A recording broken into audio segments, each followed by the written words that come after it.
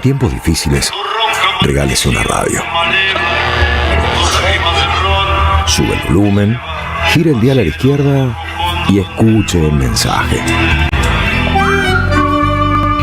La radio propiamente se mete adentro de la cabeza.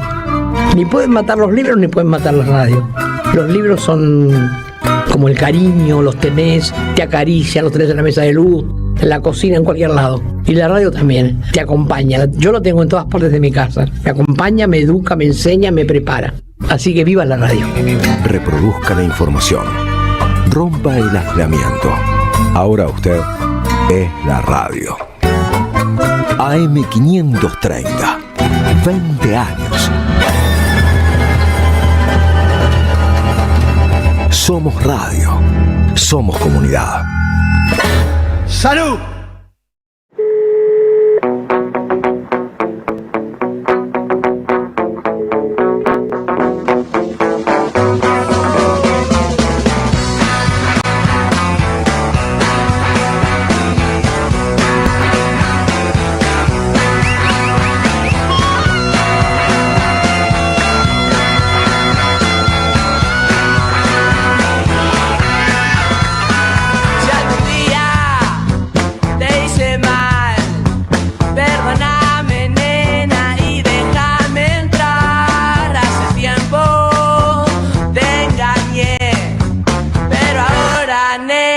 Quisiera volver a casa.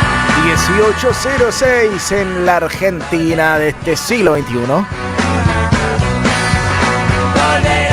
Día jueves 11 de junio en todo el planeta Tierra. Comenzó el Mundial. ¿Están ahí pegados a la pantalla? Silvio Soler vino con su remera de México. Volverás a extrañarme. ¿No me dejé un pendrive acá, Silvio, ayer? ¿Con una plata adentro? No. Ok. Usted, señor, señora, ¿le cree a Manuel Adorni? Vamos a estar hablando de la declaración jurada del chantapufi de tu jefe de gabinete. Y por supuesto que nos vamos a meter también en la polémica por el arreglo entre el gobierno y las universidades. Hay un sector grande que dice, muchachos, ¿qué firmaron?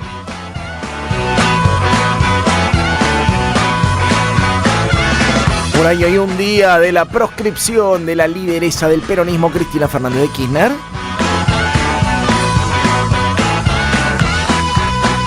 Y por supuesto la crítica situación que se vive en Latinoamérica. En este momento, 700 votos de diferencia entre Sandro y Keiko Fujimori. Ahora te cuento bien.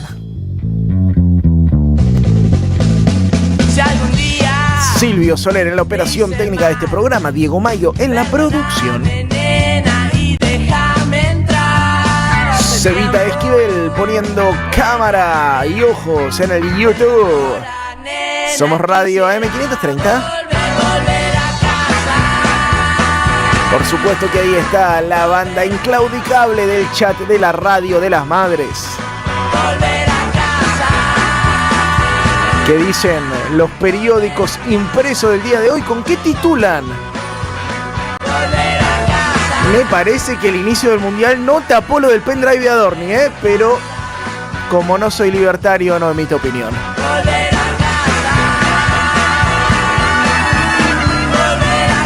Estás en la radio de las madres, la AM530. Nos quedamos hasta las 20 horas. Otro día en el planeta Tierra, con muchísima información. Este es el regreso. Quédate, que le damos hasta las 20 horas. Solo para ver al perro.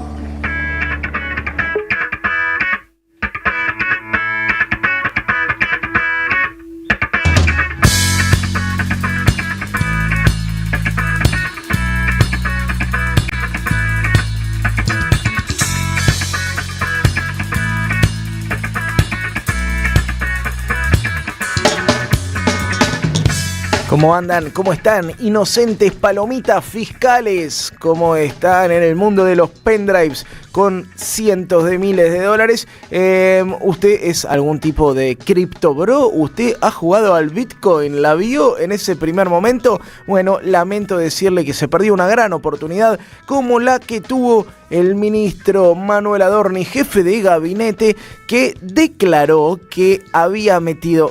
Escuchen bien, esto no es mentira, ¿eh? El tipo declaró que entre 2013 y 2018 ganó $500.000 con el Bitcoin. Es increíble porque el tipo era millonario, realmente, tenía millones de pesos y vivía muy austeramente, ¿no? Se iba a la playa en Santa Teresita, comía un asadito sobre una mesa de melamina de esas gastadas, ¿no? Tenía la vida de un laburante de clase media baja. Se quejaba porque no le devolvían los paquetes de las salchichas, le cortaron la luz. Bueno, pero y el tipo llegó a la función pública, ¿sí? Casualmente se olvidó de declarar esos $500.000 y empezó a vivir la vida del nuevo rico. Casa en Indio Cuá, departamento en Caballito, una Jeep nueva. Se fue de vacaciones a Punta del Este, se fue de vacaciones a Nueva York, la subió a la señora a la caravana oficial a Nueva York, se fue de vacaciones a Aruba, subió a los hijos a México y Estados Unidos, pero el tipo, bueno, venía siendo muy discreto antes. Raro esto, ¿no? De que empieza a gastarla justo cuando llega a la función pública. Uno sospecharía porque veía la foto de Adorni, veía la forma de vivir de Adorni y pensaba que, bueno, no iba a estar pidiendo donaciones por cafecito, ¿no? Si tenía $500.000. 4 meses tardó en contar este chiste. Una tomada de pelo, ¿no? Lo tomamos con humor nosotros, pero la verdad... Sí, la verdad es que es una provocación a todo el pueblo argentino. Tipos que vinieron llenándose la boca hablando de la casta, de la gente que se enriquecía al llegar a los puestos de gobierno, a los puestos de gestión, y finalmente estos son unos ladrones de poca monta, ¿no? Ni siquiera saben blanquear el dinero que se afanan. Para hablar de este tema, que es sin duda el tema de la jornada, aunque Manuel Adorni hubiera preferido que estemos hablando del partido de México y Sudáfrica, tenemos en comunicación a Sabrina Selva, que es diputada nacional de Unión por la Patria, integra la comisión de la investigación de la criptomoneda Libra y es una de las personas que está siguiendo más de cerca esta mega estafa que parece que también golpea de cerca a Manuel Adorni. ¿Qué hace, Sabrina? ¿Cómo estás? Jair Sibel te saluda acá en la Radio de las Madres. ¿Qué tal, Jair? ¿Cómo estás? Muy buenas tardes a todos ahí. Bien, quiero arrancar por el tema de la jornada y me atrevo a decir que va a ser el tema de la semana, que tiene que ver con esta tomada de pelo, ¿no? Porque no se le puede llamar de otra forma, la declaración jurada que presenta Adorni diciendo que con una plata que le quedó de su padre invirtió $200.000 y presenta capturas de pantalla para argumentar que tenía una billetera electrónica. ¿Cuál es tu primer lectura de esto, Sabrina? No, lo primero que hay que decir es que no hay que naturalizar, ¿no? El hecho, ni bajarlo al hecho de que se trata de una simple omisión ética, ¿no? Como alegó hace poco la senadora Patricia Bullrich. Esto es un incumplimiento de los deberes de funcionario público. Manuel Adorni mintió en su declaración jurada, mintió frente a los 257 diputados cuando se presentó a darnos el informe de gestión, y sigue mintiendo ahora con un relato que no cierra, ¿no? A todas luces no cierra. Y esto es incumplimiento de los deberes de funcionario público. El jefe de gabinete cometió un delito en vivo frente a todos los argentinos en una entrevista de televisión, admitiendo que mintió en su declaración jurada, alegando un error, ¿no? Bueno, los funcionarios públicos no podemos cometer ese tipo de errores porque para algo hay una ley de ética pública que tenemos que cumplir. Y el relato encima que construyó el jefe de gabinete, que incluso le costó mucho defender, por eso también se notaba y mucho que es un relato lo que construyeron, y que no nos olvidemos que tardó, desde que Milei dijo que Manuel Adorni iba a presentar la declaración jurada, un mes estuvieron dibujando la declaración jurada del ministro. Hay inconsistencias groseras entre la declaración jurada que presentó en el año 2024 y la que presentó en el 2025. Hay rectificación de dónde provino el dinero, por ejemplo.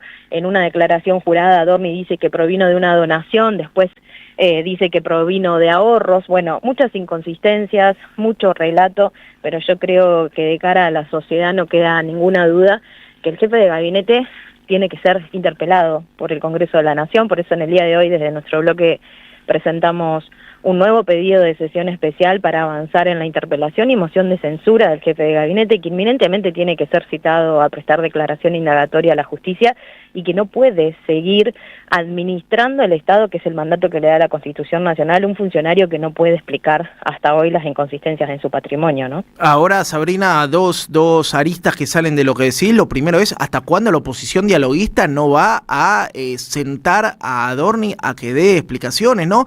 Tipos que durante años se rasgaron las vestiduras hablando de república y transparencia, ahora están siendo cómplices de un tipo que escabrosamente está cometiendo varios delitos a la luz de la información conocida. Y la segunda pregunta que te hago es, ¿conviene presentar una moción de censura o conviene que Javier Milei siga atado al mástil de la corrupción en una defensa irrestricta de este tipo que es evidente que cometió actos de corrupción?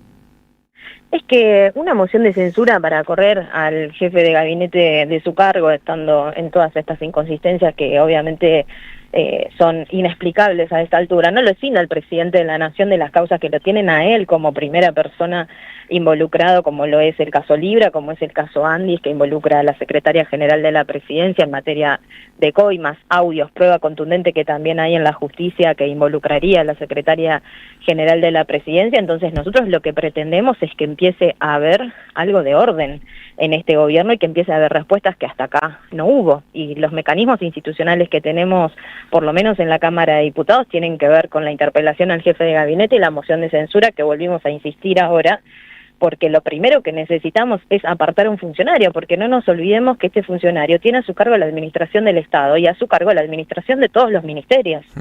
Entonces tenemos al frente de un ministerio, porque tiene rango de ministro el jefe de gabinete, que tiene a su cargo todos los ministerios y la administración del país, que no está pudiendo explicar su patrimonio. Entonces me parece que es inminente avanzar con una moción de censura contra el jefe de gabinete y después obviamente seguir pidiendo las explicaciones en el resto de las causas de corrupción, que paradójicamente, y yo también esto lo digo como una alerta, hoy tenemos a los tres principales funcionarios del gobierno de Javier Milei sospechados por actos de corrupción, que son el presidente de la Nación, su hermana Karina Milei, y el jefe de gabinete de ministros.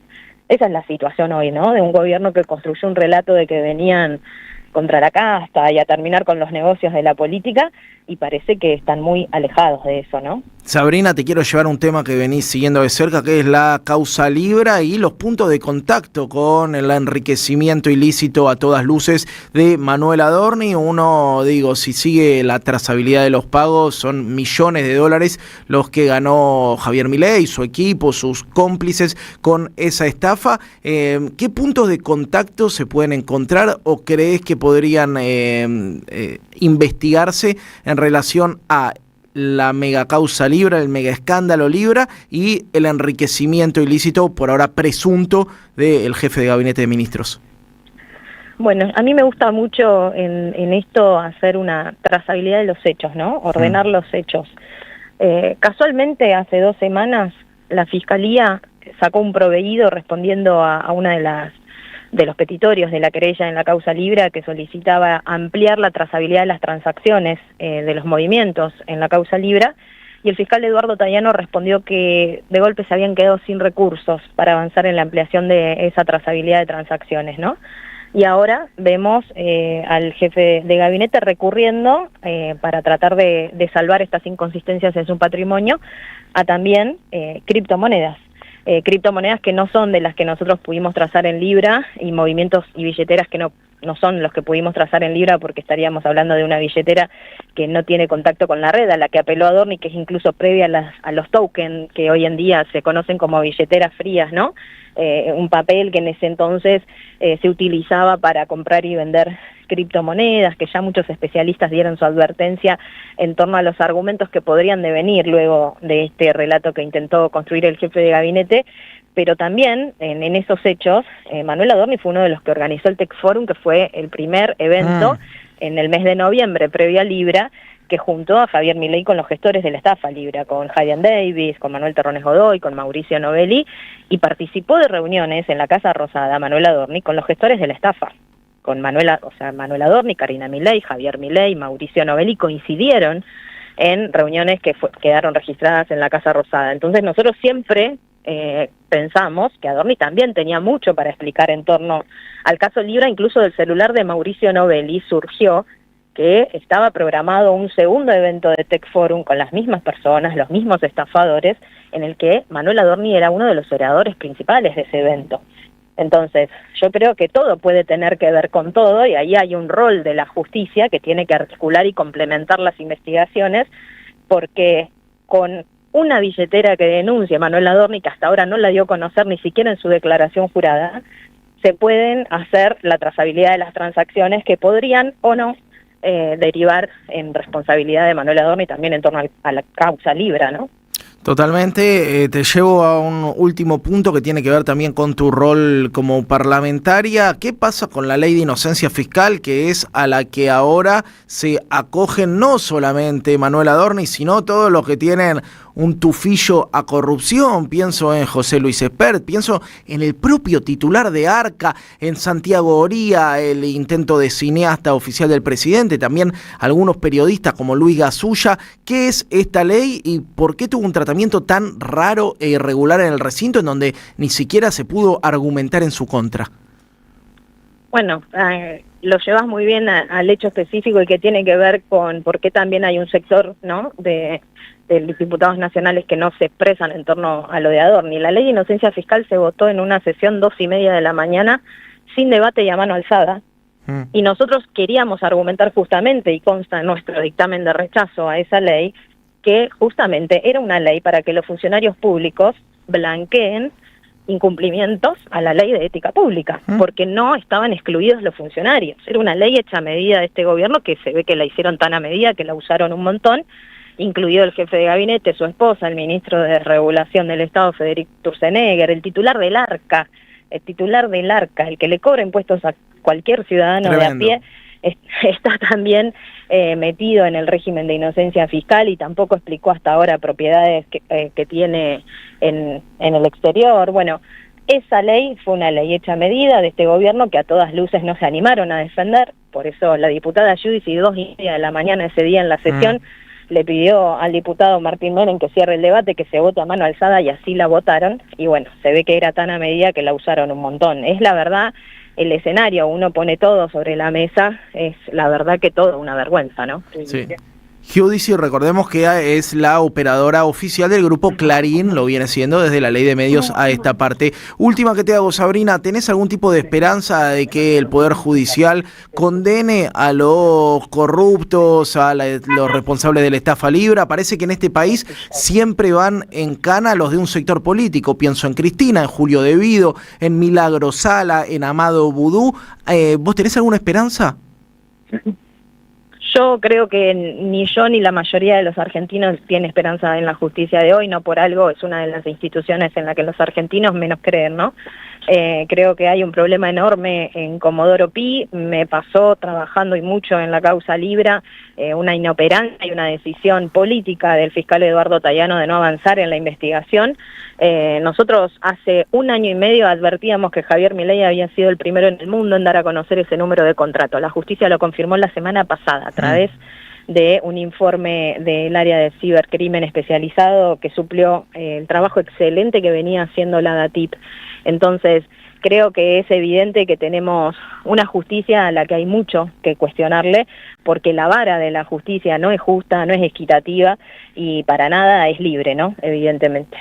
Sabrina, muchas gracias por esta comunicación y por supuesto que permanecemos en contacto para seguir de cerca todas las novedades del caso Libra, en el que te has dedicado tanto a investigarlo. Bueno, gracias a ustedes y a disposición. Buenas tardes. Hablábamos con Sabrina Selva, diputada nacional de Unión por la Patria, integrante de la comisión investigadora de la criptomoneda Libra.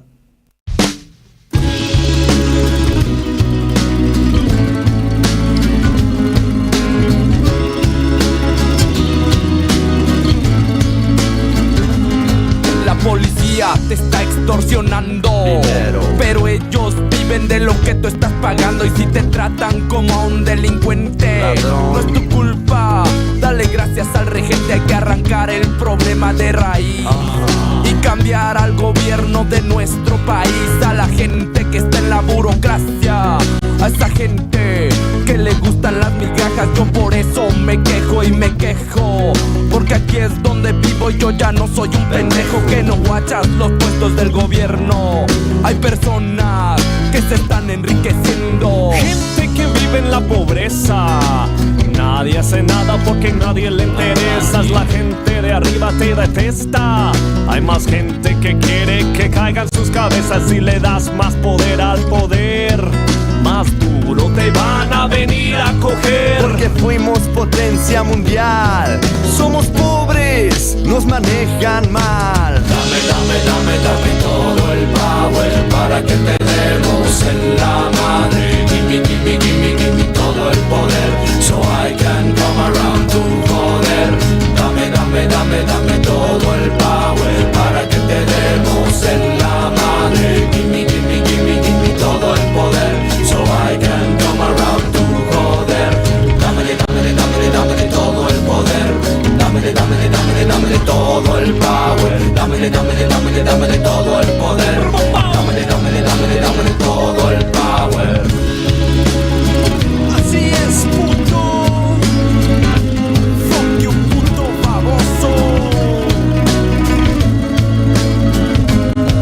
Porque no nacimos donde no hay que comer. No hay por qué preguntarnos cómo le vamos a hacer. Si nos pintan como unos huevones, no lo somos. ¡Viva México, cabrones! Que se sienta el power mexicano, que se sienta todos juntos como hermanos, porque somos más, jalamos más parejo, porque estar siguiendo a una bola de pendejos que nos llevan por donde les conviene. Y es nuestro sudor lo que los mantiene comiendo pan caliente. Ese pan es el pan de nuestra gente. Dame, dame, dame, dame todo el power para que te demos en la madre. Gimme, gimme, gimme, gimme todo el poder, so I can come around to joder. Dame, dame, dame, dame todo el power para que te demos en la madre. Gimme, gimme, gimme, gimme todo el poder, so I can come around to joder. Dame, dame, dame, dame todo el power para que te demos en la madre. Gimme, gimme, gimme, gimme todo el poder, so I can come around to joder. Dame, dame, dame, dame el poder. Dame, dame, dame todo el power. Dame, dame, dame, dame el poder. Dame, dame, dame todo el power. El pueblo unido jamás será vencido. El grito y el ruido jamás serán vecinos. Dame, dame, dame, dame el poder. Dame, dame, dame todo el power. Dame, dame, dame, dame el poder. Dame, dame, dame todo el power. Dame, dame, dame, dame el poder. Dame, dame, dame todo el power.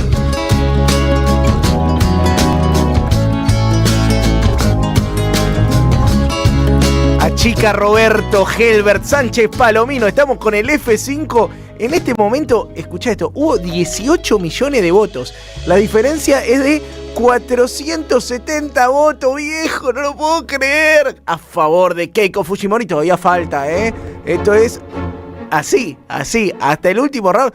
Loco, andá a cortar votos en las urnas. Poné fiscales que no sé. No, bueno, más allá de la risa, ahora nos vamos a estar deteniendo en la situación de Perú. Vamos a hacer un breve análisis, pero se va a jugar en las calles. Se va a jugar en la justicia y en las calles. Este es el veredicto total. Yo ya te dije, lo ganó Roberto. Si se cuentan todas las actas, lo va a haber ganado Roberto. Todas las proyecciones dicen eso. Ahora el conteo de la OMPE la tiene 500 votos arriba a Keiko Fujimori. Antes de ir a la tanda te quería contar, porque este es el bloque de Manuel Adorni, y porque quien no se encuentra un pendrive con $500.000. Dejé un pendrive ahí, Silvio. Fíjate, no gasté nada si encontrás. Los miembros de La Libertad Avanza que se acogieron al régimen de inocencia fiscal, que es en verdad un blanqueo a partir del cual legalizar bienes mal habidos en general o no declarados o de dinero espurio. Te los voy nombrando uno por uno, capaz que alguno te suena. Por supuesto que Manuelito Adorni, Bettina Angeletti, ¿la tenés? ¿Te suena? Es esta muchacha que casualmente es la esposa de Adorni, que tenía un monotributo de la mínima, que pasó a vivir en Indio Cuá y a dar capacitaciones para empresas vinculadas a YPF por montos millonarios. También entró al régimen de inocencia fiscal. Aimé Vázquez, asesora de Adorni, también entró al régimen fiscal. José Luis Espert, narcodiputado, motoquero, escapista, también entró. Guillermo Francos, un tipo que ganó toda la vida 50 palos al mes laburando como director de YPF, El tipo no había declarado nada. Guillermo Francos se adhirió, ex jefe de gabinete, que bueno, por lo menos honra la tradición de jefe de gabinete evasores que continúa Manuel Adorni. Federico Sturzenegger. Yo solo pido que no nos olvidemos del nombre de Federico Sturzenegger. Lo único que pido en esta vida es que en algún momento haya algo de justicia divina contra Federico Sturzenegger. Que algún gobierno lo ponga a picar piedra y a construir, no sé, viviendas sociales. Lo único que pido. Guillermo Franco te decía, Joaquín Venegas Lynch, otro hijo de millonarios, nieto de millonarios, tataranieto de millonarios, patrón Costa, el patrón de estancia era su antecesor. Dicho esto, Bonavite está sacando un libro, Bonavite está sacando un libro, después te lo chivateo, pero está investigada la familia Venegas Lynch. Juan Paso, ex titular de Arca. Santiago Oría, este aprendiz de cineasta, se vende como cineasta, es un tipo que jamás prendió una cámara, amigo, en el país de Campanella, de Damián Cifrón. Vos vas a decir que sos cineasta, de Lucrecia Martel, de Leonardo Fabio. Todo menos cineasta. Santiago Oria, el audiovisualista oficial.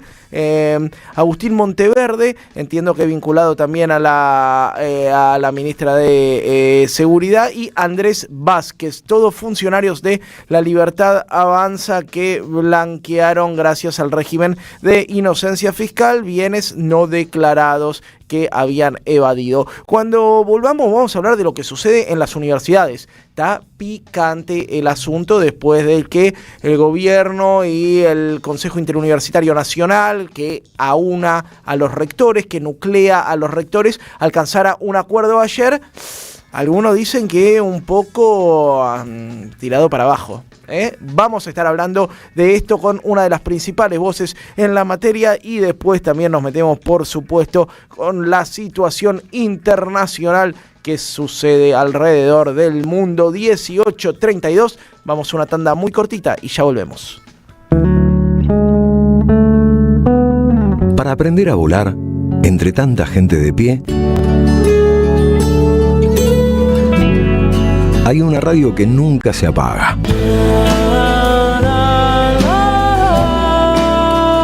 No corras más. Prende la radio. Prendete. AM530. 20 años. Somos radio. Somos comunidad.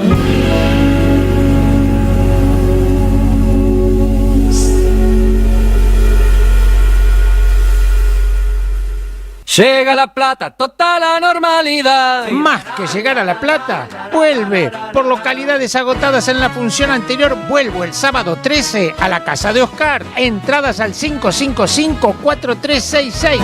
Sábado 13, La Plata, la Casa de Oscar. 555-4366. Humor que hace bien. En La Plata voy a estar, en la Casa de Oscar.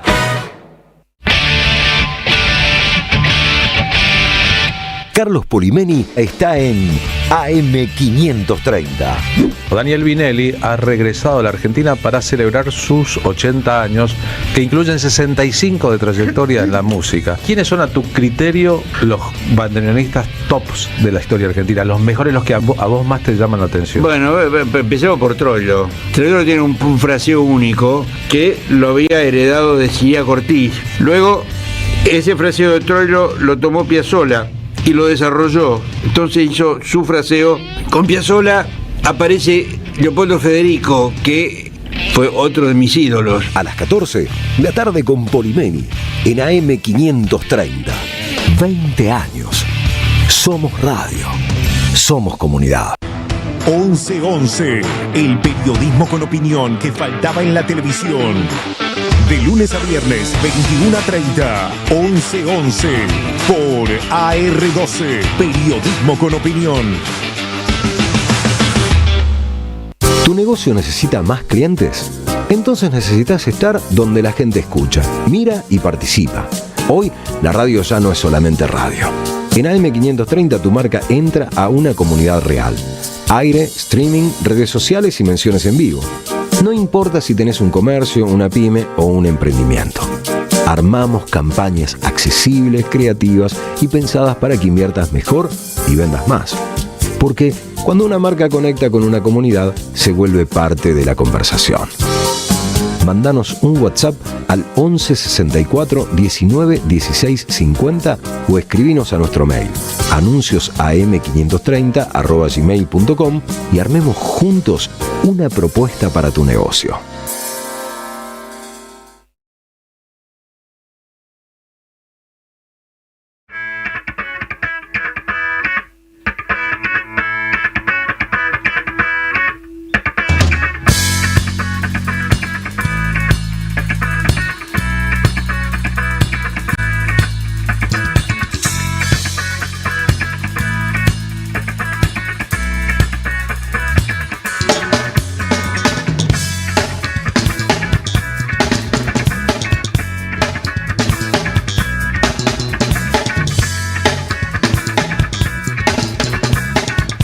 ...18:35 en toda la República Argentina, día jueves 11 de junio. En este momento en Mendoza, 13 grados, máxima de 16. Mañana mínima de 4, máxima de 17. Si te vas para el otro lado de nuestro país, para Posada Misiones, por ejemplo, 18 grados en este momento, probabilidad de lluvia. Mañana máxima de 17, mínima de 12. ¿Y querés saber cómo está en Santa Rosa, en La Pampa, Silvio Soler? En este momento 15 grados, máxima de 17. Así que esto es un poco el clima, el paseo federal por el país.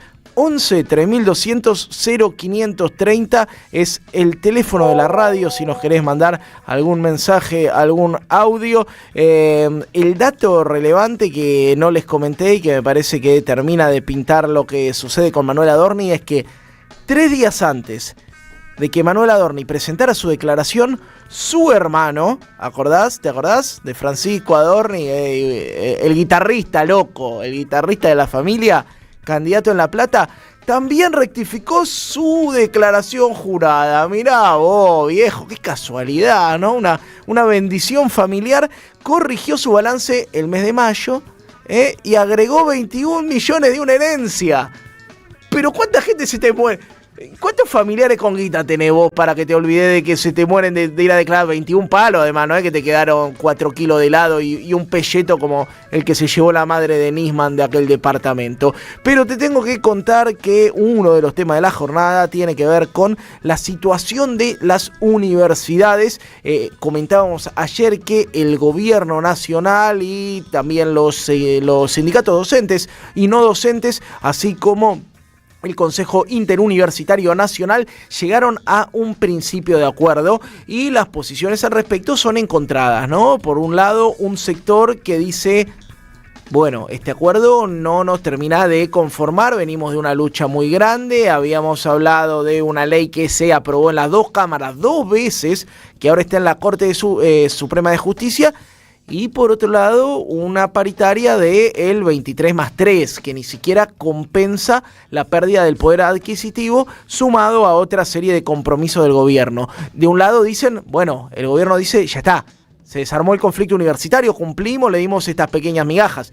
Del otro lado dicen, no, muchachos, la ley no se cumple por partes, o se ponen a cumplir lo que dice la letra del texto legislativo, o están haciendo otra cosa, no sé, un acuerdo paritario como tantos otros. Para hablar del tema estamos en contacto con un amigo de la casa, Germán Pinazo, vicerrector de la Universidad Nacional de General Sarmiento, también investigador del CONICET. ¿Qué haces, Germán? ¿Cómo estás? Jair Sibel te saluda. ¿Qué tal, Jair? Qué gusto. Germán, leía un documento tuyo, una lectura, un análisis sobre la situación de ayer, en que tenías una mirada, bueno, una posición tomada con cierta cautela en lo que respecta a este acuerdo. ¿Qué estás pensando, qué estás viendo del acuerdo alcanzado ayer entre el gobierno y las autoridades universitarias? No, bueno, ese documento es un documento que salió en la lista de nuestra universidad, un poco en un contexto donde hay muchas interpretaciones sobre un hecho que es muy importante, que es la primer paritaria y el primer acuerdo que se firma entre sindicatos, autoridades universitarias y el gobierno nacional. Hay mucha información cruzada porque todo se da en el contexto de una disputa importantísima por la ley de financiamiento universitario, que tiene nada más y nada menos que una demanda que hemos presentado muchos rectores al Poder Ejecutivo Nacional, y entonces en la comunicación aparecen por ahí varias cosas mezcladas y me parecía importante, obviamente, comunicar algo a la comunidad universitaria, y bueno, eso después por ahí circuló por fuera de la comunidad universitaria. No es tanto una toma de posición, que sí, que por supuesto que hay una toma de posición, pero ordenar algunos hechos. En línea con lo que vos decías al principio, a mí no me parece un dato menor que se haya podido firmar un acuerdo que incluye una dimensión paritaria de recomposición salarial de un 21%, teniendo en cuenta que el gobierno nacional ha elegido explícitamente a las universidades públicas como enemigo, como un enemigo, al punto de que no cumple una ley y de que no acata fallos judiciales para atacar a las universidades nacionales, y que ha llevado el presupuesto de la educación pública superior a los niveles más bajos del continente, digamos, ¿no? Con lo cual es un gobierno que está decidido a atacarnos, y así todo ha tenido que firmar un acuerdo paritario que paga, entre otras cosas, en una cuota un 21% de recomposición salarial.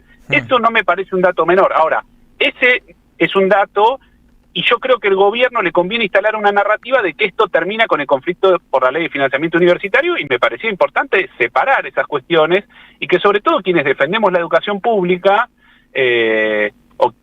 no abonemos a esa discusión, quienes en algunos sindicatos han votado en contra, por supuesto, haciendo su legítimo derecho de votar. Yo no estoy en un sindicato, no voy a hablar por los sindicatos, de acordar ese número, pero sí que no mezclarlo con la ley de financiamiento universitario, porque no hay nada en las actas firmadas que las palabras ley de financiamiento universitario no están en el acta, con lo cual no hay un principio de ejecución de la ley de financiamiento universitario. Nadie que haya firmado esas actas reconoce un principio de ejecución de la ley de financiamiento universitario, por lo tanto no hay ninguna novedad en el conflicto por la ley de financiamiento universitario. La ley de financiamiento universitario tiene muchísimos artículos, ninguno se ha cumplido.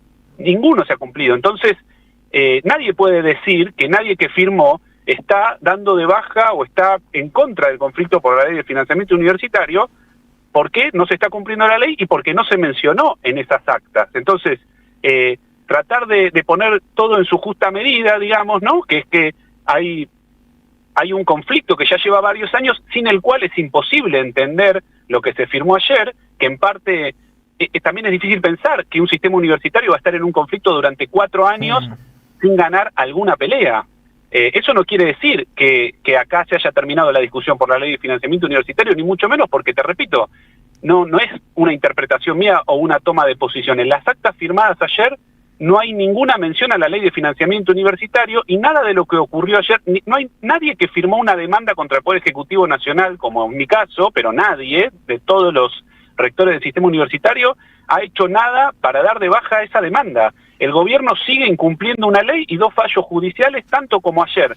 La única diferencia que tenemos es que al día de hoy el gobierno, para cumplir la ley, tiene que dar un 30% de aumento en lugar de un 51%, pero las leyes no se cumplen a cachitos, y la ley tiene otro montón de artículos que tampoco se cumplen. Por lo tanto, bueno, nada, me parecía importante ordenar un poco esa discusión, sobre todo para que quienes estamos en defensa de la universidad pública no nos enojemos entre nosotros, que eso es en parte mucho de lo que de lo que viene ocurriendo en un contexto de ataque enorme que están viviendo los trabajadores, los estudiantes, las trabajadoras. Eso me parecía poder separar alguna cuestión de otra, ¿no?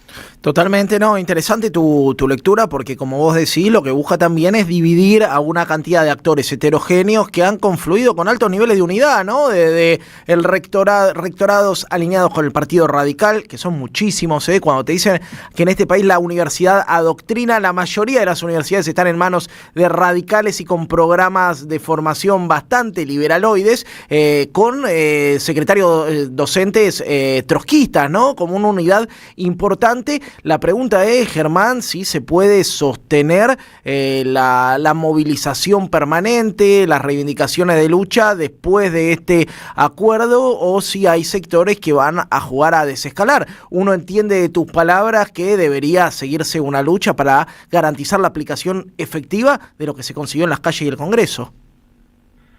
Bueno, hay varios actores en la universidad, hay varios actores que tienen que discutir cómo sigue este conflicto. La ley de financiamiento universitario no se está cumpliendo.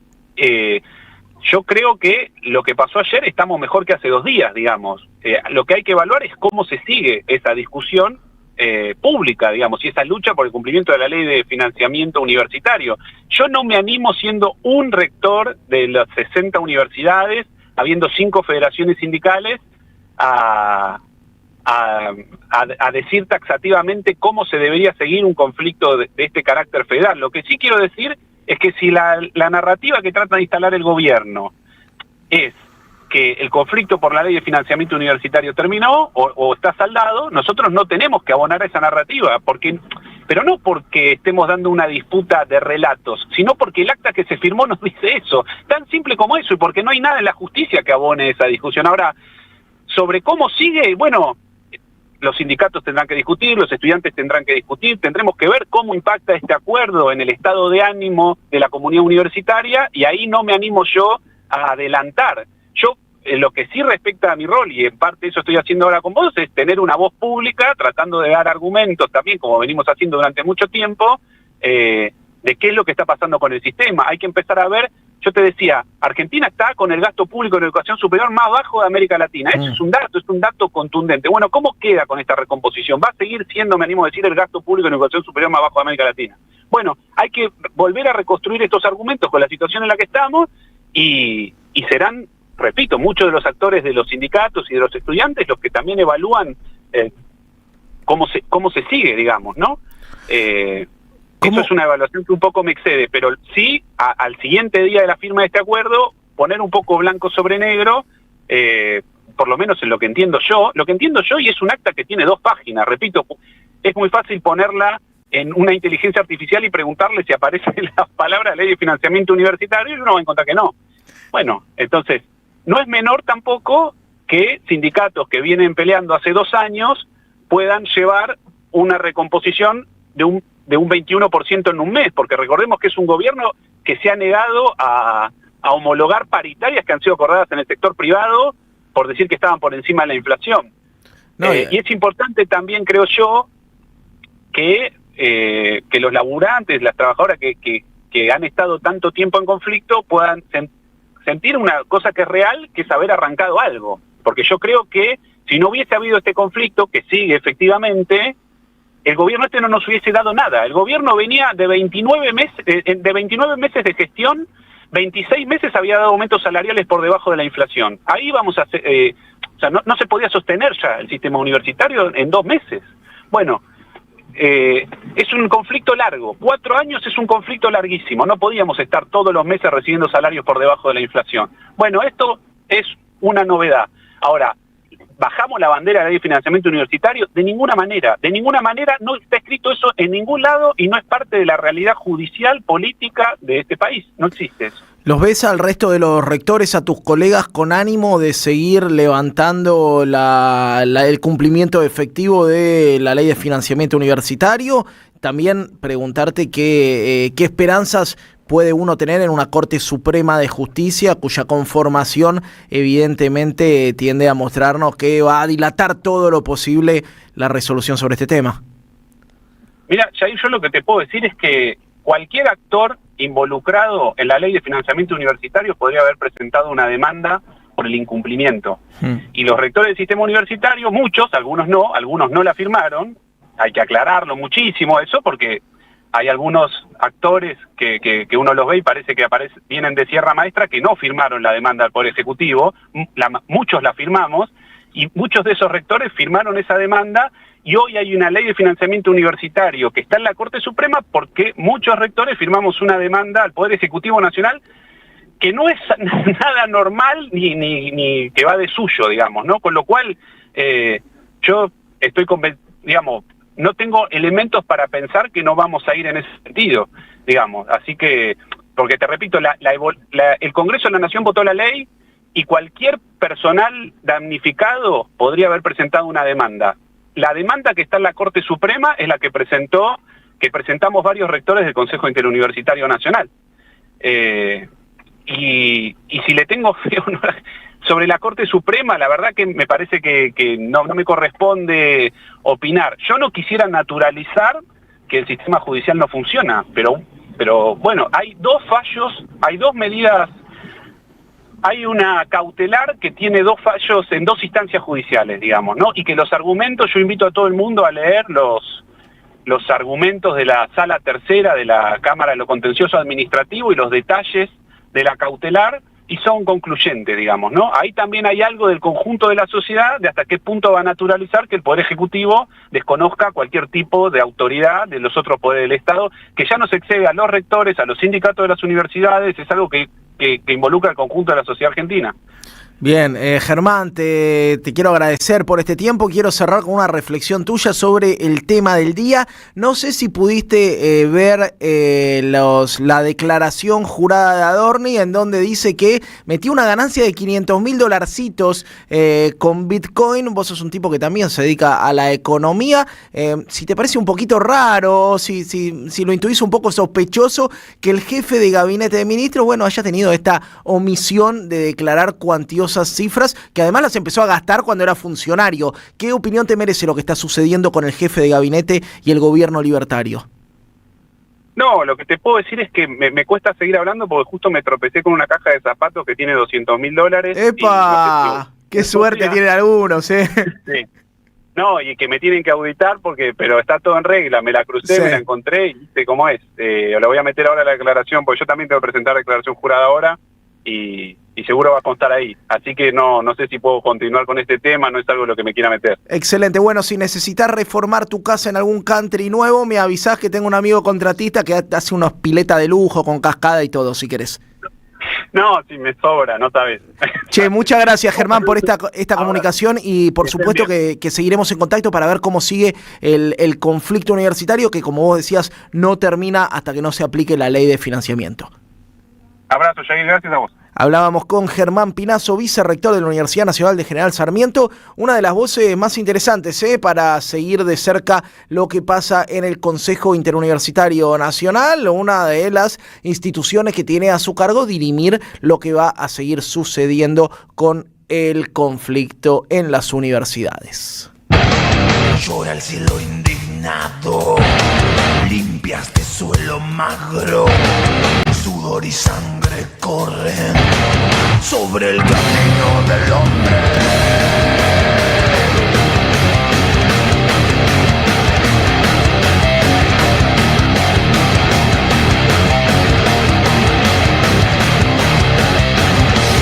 Ansiedad motora, sentimiento común, disparando furia para que nadie estorbe.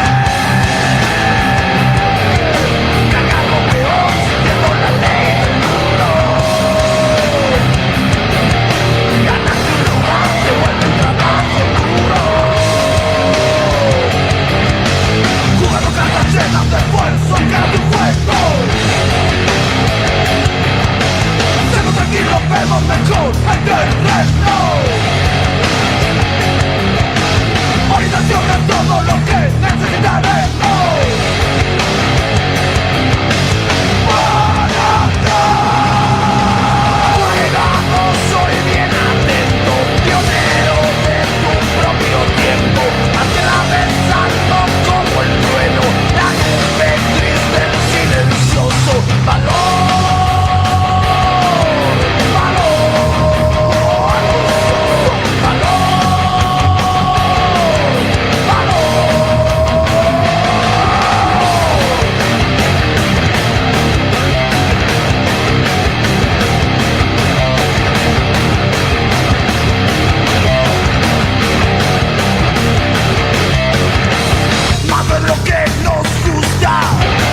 Se transforma en vicio, empañando el vidrio de la realidad.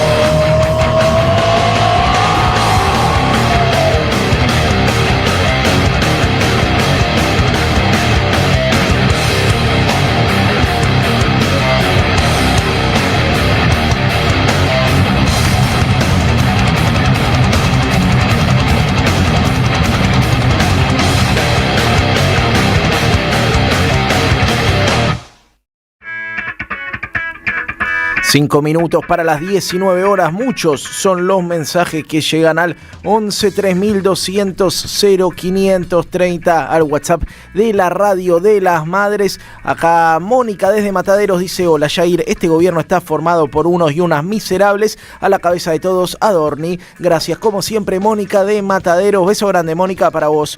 Miriam desde Lanús dice: buenas tardes. Algunos periodistas genuflexos también se acogieron a la ley de inocencia fiscal. Sí, yo te decía, entre ellos Luis Gasulla, ¿no? Mirá vos, qué casualidad, justo algunos periodistas muy alineados con este gobierno. Todo casualidad, chicos, no sean mal pensados. Villarruel, que salió con dichos muy críticos, Villacruel contra Manuel Adorni. La vicepresidenta dijo: una vergüenza su accionar y sus explicaciones. Digo, esto también tira leña al fuego a la interna libertaria. Sale Villarruel a despegarse, por un lado. Sale Patricia Bullrich, que tiene pretensiones de encabezar una boleta presidencial, ya todos lo sabemos, a despegarse.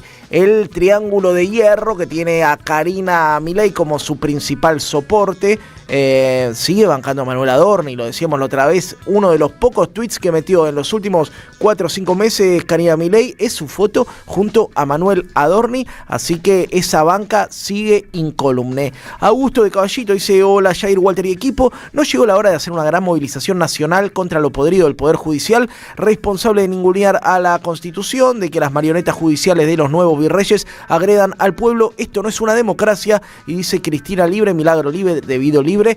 Yo cada vez estoy más de acuerdo con que las movilizaciones también tienen que ir orientadas al Palacio de los Tribunales, ¿no?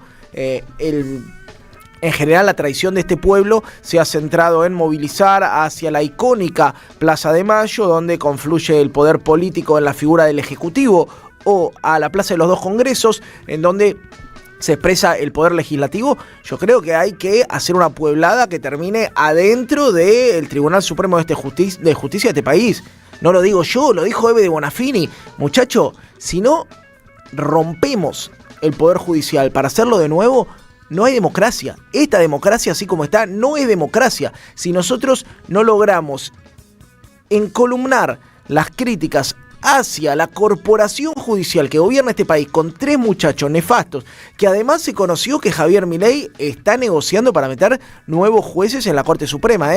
Hace muy poco contamos de los pliegos que se mandaron al Senado, lo que inició toda una interna dentro del gobierno libertario. Bueno, ahora presiona para meter jueces en la Corte Suprema. Daniel de Coglan dice: Jair, buenas tardes, felicita No Está Más. Daniel de Coglan felicita No Está Más, les aviso, está con unos proyectos personales que ya se van a estar enterando. Uno de ellos, un libro, La Casta, salió a anunciarlo. Después les voy a estar contando bien, pero se fijan en las redes de Feli la preventa de su libro. Nelly Dalescano dice: disculpa, la educación primaria, secundaria, universitaria, terciaria o lo que sea es una inversión, dice Nelly de Munro. Sí, por supuesto, de acuerdo con vos, Nelly. No creo que sea un gasto. Es el plafón fundamental sobre el que construir un proyecto de país. ¿Qué música de mierda están pasando? Afinen la puntería, por favor. Muchas gracias por este aporte tan sincero de María Álvarez. Para vos, Silvio Soler. Otro dice: bien ahí con el metal, Jair. Muera el plástico, viva el metal. Me encanta cuando son dos mensajes antagónicos uno atrás del otro. Yo los leo todo, viejo. Hola, amigos. Nombralo a Pedro Rosenblatt, que también blanqueó. No me digas que Pedro Rosenblatt. No, esto hay que chequearlo, Acá, por lo menos, a mí me gusta lo que hace comunicacionalmente. Veremos esta denuncia en el celular de la Radio de las Madres. Carlos de San Martín: el corte de carne que Sara Garfunkel, la madre del fiscal Alberto Nisman, se llevó de la heladera de su hijo, no era un pelleto, sino una colita de cuadril. Va en la sangre, Jair, aceptar. Perdón, no estuve atado a la realidad, Me corrijo, fe de ratas, creo que es algo que los periodistas tenemos que volver a tener a flor de piel. No se llevó un pelleto, sino una colita de cuadril. Dato muy importante, con los dos se puede hacer Vitel Toné, ¿eh? Entonces, si después tiene su nueva adaptación en un Vitel Toné, ahí vos no sabés que se llevó la señora Sara Garfunkel. Daniel de Coblan, que manda un abrazo. Marce del Delta, que dice una vergüenza Adorni, lo de la inocencia fiscal, etcétera. Recordemos, el último gran deseo desesperado de Eve era una pueblada y que saquemos a patadas a esta justicia de mierda. No hay otra forma de decirlo. También Nora Trípodi, que manda un abrazo. Peter, Omar, Víctor de Becar. Bueno, muchísimos mensajes que llegan a la radio de las madres. Te podés sumar vos también. 11 3200 0530. Ahí nos mandás tus mensajes y cuando volvamos de la tanda los vamos a estar leyendo y nos metemos con toda la información de lo que tiene que ver con la detención y proscripción de Cristina Fernández de Kirchner. En AM530 pasan muchas cosas y todo lo que pasa está en la red. Somos Radio AM530 en YouTube. Entérate de lo que pasa. AM530. Somos redes. Somos radio. En Provincia ART estamos con vos, con tu pyme. Estamos con quienes generan trabajo y con quienes lo cuidan. Consultá con tu productor o productora de seguros o ingresá a provinciaart.com.ar/pymes. Cotiza y mejorá tus costos con un plan a la medida de tu realidad. Provincia ART, la aseguradora de riesgos del trabajo del Grupo Provincia. Superintendencia de Riesgos del Trabajo. Para consultas y reclamos, comunicate al 0800 666 6778 www.argentina.gov.ar/SRT. Alimentos cooperativos. Producción y comercialización de productos cooperativos y de agricultura familiar. Envíos a todo el país. Por pedido, envía tu mensaje al 11 34 31 2928. Seguinos en Instagram como @alimentoscooperativos. Cámara de Diputados de la Provincia de Buenos Aires. Seguinos en nuestras redes sociales y entérate de nuestras actividades. Encontranos en X como @HCDiputados, en Instagram, Facebook, YouTube y TikTok como Diputados BA. También podés visitar nuestra página web y suscribirte a nuestros canales de difusión en WhatsApp y Telegram.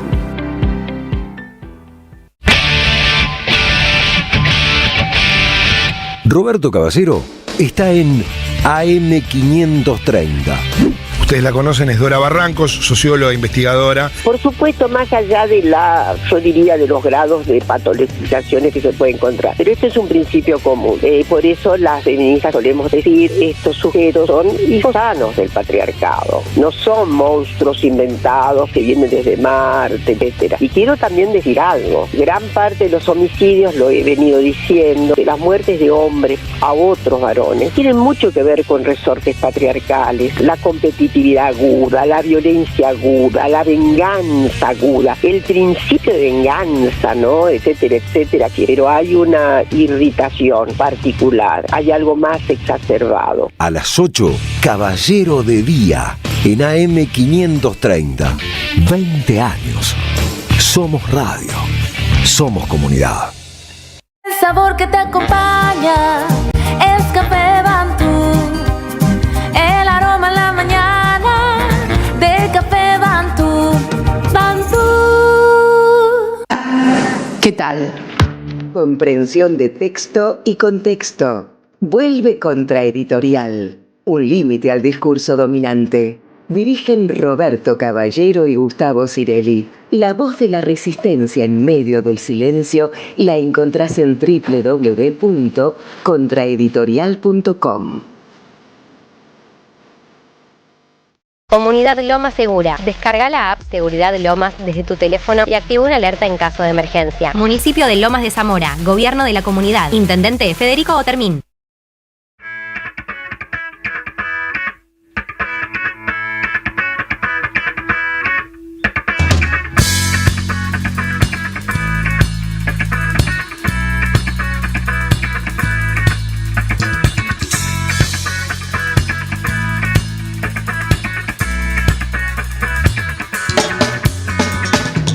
...19:04 en toda la República Argentina... ...mucha gente que nos acompaña en todos los lugares del país... ¿En dónde estás vos? ¿Hace frío? ¿Hace calor? Contame. Acá, escúchame, te voy a dar 3 cortitas sobre lo que sucede en Latinoamérica, porque también es parte de lo que nos gusta. La primera tiene que ver con que en Bolivia continúan las manifestaciones. Vos sabés que la COB, los sindicatos la Central Obrera Boliviana y los sindicatos mineros, sobre todo al calor del movimiento campesino, las peregrinaciones del movimiento cocalero, vienen condicionando fuerte al gobierno de Rodrigo Paz, que declaró un estado de excepción, que garantizó la participación de las Fuerzas Armadas en la represión interna de la protesta.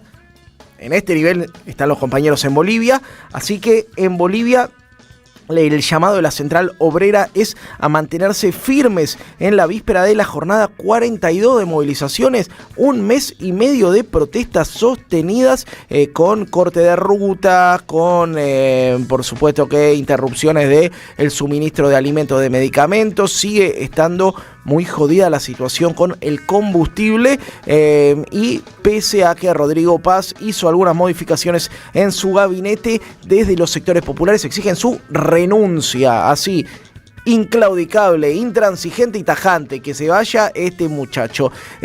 Por otro lado, en Colombia, vos sabés que estamos muy cerquita del balotaje, Iván Cepeda, candidato de Gustavo Petro, denunció al dirigente de la extrema derecha, Abelardo de la Espriella, esta especie de Milei colombiano, que más que el león se hace llamar el tigre, por sus vínculos con grupos paramilitares. Ya lo habíamos contado acá, el tipo llegó a estafar a las Autodefensas Unidas de Colombia, le robó guita a los maleantes de los maleantes. Ahora hay una denuncia de Iván Cepeda que señala que Abelardo de la Espriella habría tenido relación con las Autodefensas Unidas de Colombia y con algunos personajes muy turbios relacionados a esta organización paramilitar como Salvatore Mancuso. La última que te tiro: F5 a los resultados en Perú, Este es como mi vicio ahora, Diferencia de UPA creció un poquito en estos minutos. 600 votos a favor de Keiko. Si esto es una elección universitaria, termina a los cañonazos. Imagínate si se está definiendo un país con 18 millones de votos por 600 votos. Cada acta impugnada. Muchachos, dejen la vida ahí, les pido por favor. Pero les decía que uno de los temas de la semana, y que me parece que esta radio tiene la obligación y el compromiso moral y político de seguir teniendo en agenda, tiene que ver con la efeméride que rememora el año de detención, lo voy a decir al revés, el año de proscripción política primero y detención de Cristina Fernández de Kirchner después. Y la Radio de las Madres lanzó una iniciativa muy piola, que es un podcast que se llama Cronología de una proscripción anunciada. Lo empecé a escuchar un cachito y dije, che, este producto está muy bueno. ¿Quién es el responsable? Y me señalaron al señor Gustavo Cirelli, que está aquí en piso con nosotros. ¿Qué tal, Gustavo? ¿Cómo estás? Bien, muy bien. Y muy contento de estar aquí. Y muchas veces me han señalado como responsable de alguna situación. No, bueno, pero esta vez lo honra, ¿me entendés? Pero, por supuesto. Aquí está el responsable. Nada, contento con el laburo que venimos haciendo en la radio en general. Con la producción de podcast de esta saga que hicimos para las marcas de la dictadura, que fueron desde... ¿4? No, hicimos 8 de esos, y antes las consignas de las madres, y después este que salió ayer, que lo estamos presentando estos días, que tiene que ver con, obviamente, que le agregué ahí un apunte desde lo evidente también, cronología de una proscripción anunciada, y que el título lo dice, primero que es muy evidente lo que está pasando y lo que ha pasado con Cristina, que obviamente no empezó con la condena, sino mucho antes, y esto es lo que tratamos de contar en el podcast. Digamos, tomamos un punto de partida, que es el 18 de mayo, cuando ella anuncia del 2019, cuando ella anuncia que no va a ser candidata a presidenta, que ese lugar se lo deja Alberto Fernández, pero porque 3 días después comienza el juicio oral por la llamada causa vialidad. Es causa que había recomenzado, porque denuncias por obra pública en Santa Cruz se habían realizado en el 2008, causa que fue cerrada y demás en su momento, desestimada, o investigada y desestimada, y después se retoma con una denuncia de Javier Iguacel, ministro de Energía, ¿no? De Mauricio. Director Nacional de Vialidad. Asume en diciembre, en enero comienza una supuesta auditoría interna, una auditoría que auditó creo que 51 obras de no sé cuántas, no me acuerdo ahora, pero era una cifra muy menor en relación a lo que supuestamente tenían que auditar, y a partir de ahí denuncian lo de Ercolini, Julián Ercolini, juez federal de Comodoro Pi. Julián Ercolini, que supo viajar en un avión privado Highland Lake al lago Escondido, digo, con otros funcionarios judiciales de alto perfil, Maiquez, el padre, creo, flamante juez del actual ministro de Justicia, y funcionarios del Grupo Clarín, digamos, eso es porque todo tiene que ver con todo. Parece. Como si quisiera ponerle cara al lofer, ¿no? Que igual para mí estuvo mal llamarle lofer, es una guerra judicial, ¿para qué seguimos agarrando términos anglosajones, no? Hay que volver a decirlo, es una guerra judicial. Político judicial. Político judicial, sin duda. Sí, claramente. Che, me interesaba, Gustavo, que además, también yo lo traía en la presentación, el título es Cronología de una proscripción anunciada, no de una detención. Acá vos ponés el énfasis en los derechos políticos. Por supuesto, yo creo que es eso, digo que Cristina va a quedar libre, porque va a quedar libre y lo que hay que voltear inmediatamente es la proscripción. Digamos. Yo creo que primero que Cristina es inocente, hoy hasta Pichetto sale a decir en un tuit que es una persecución, digamos. Bienvenido Pichetto a que lo diga. No es la primera vez, digo, lo ha dicho antes. Y nada, en la cronología vas viendo los personajes que van apareciendo, vas viendo quién es no olvidar que ese tribunal oral que la juzgó a Cristina, uno de sus integrantes jugaba al fútbol de arquero en Los Abrojos, la cancha de Mauricio Macri en el Country Club, en no sé dónde lo tenía, en una quinta, creo. El fiscal Luciani jugaba delantero en el mismo equipo, el Liverpool, equipo amateur, y parece es una trama tan obvia y tan inverosímil por lo obvio, y vos lo podés ser, digamos, y el juez de casación, uno de los jueces de casación que integraron el tribunal, Mariano Borinsky, 15 veces al menos entró a jugar al tenis y al pádel a la Quinta de Olivos con Mauricio Macri cuando era presidente, según consta en los registros de la Casa Militar de la quinta presidencial, de la residencia presidencial. Es como es muy obvio, muy evidente. Y después recuperamos un audio que es público, digamos, pero es poner el foco.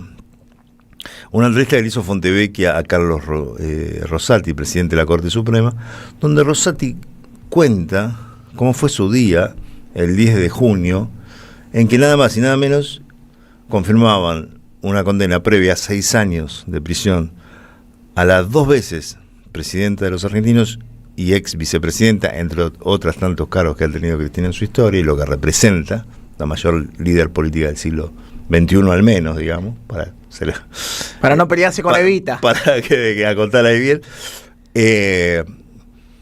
Y de quien fue compañero como constituyente en la reforma constitucional de Santa Fe en el 94. Hay imágenes que Cristina hablando y Rosati muy joven mirándola de al lado mientras Cristina hace una exposición. La encontré el otro día, está en YouTube.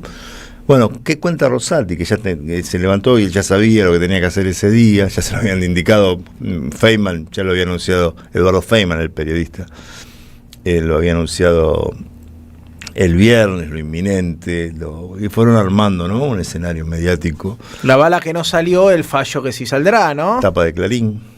En el medio, el intento de magnicidio.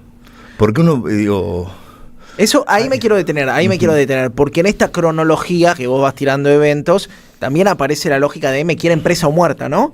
Me quieren presa o muerta, claro. Termina presa, pero podría haber terminado muerta tranquilamente.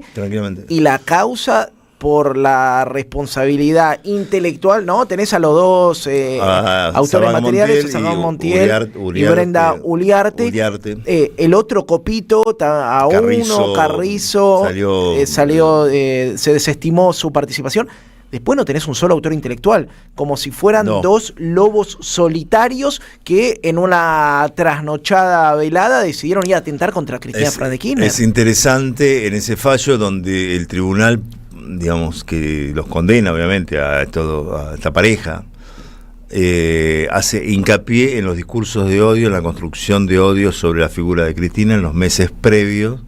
Está puesto en en el fallo, digamos, que fue de estudio, de análisis, cuando se habla de discurso de odio, bueno, hay una construcción de odio sobre la figura de Cristina de los meses previos, que esto conduce hasta los propios, hasta Sabac Montiel decía, pero a la chorra nadie la... Y tuve que ir yo a poner los puntos, una locura, estoy diciéndolo groseramente. Y esa construcción del odio tuvo actores, digamos, Revolución Federal, no sé si se acuerdan, Sí. había unos personajes, las guillotinas y las bolsas mortuorias con los nombres de Estela de Carlotto, recuerdo, creo que con las madres también, con todo lo que representa eso. Y esos, Morel. Sí, Jonathan Morel. Jonathan Morel era una de las caras de que tenía una carpintería, porque todo pasó muy rápido. Estaba aprendiendo carpintería, pero tenía buenos mecenas. Estaba aprendiendo, haciendo algo de carpintería. Sí. En la zona de San Martín, pasó caminando por la carpintería, que era como una casa antigua.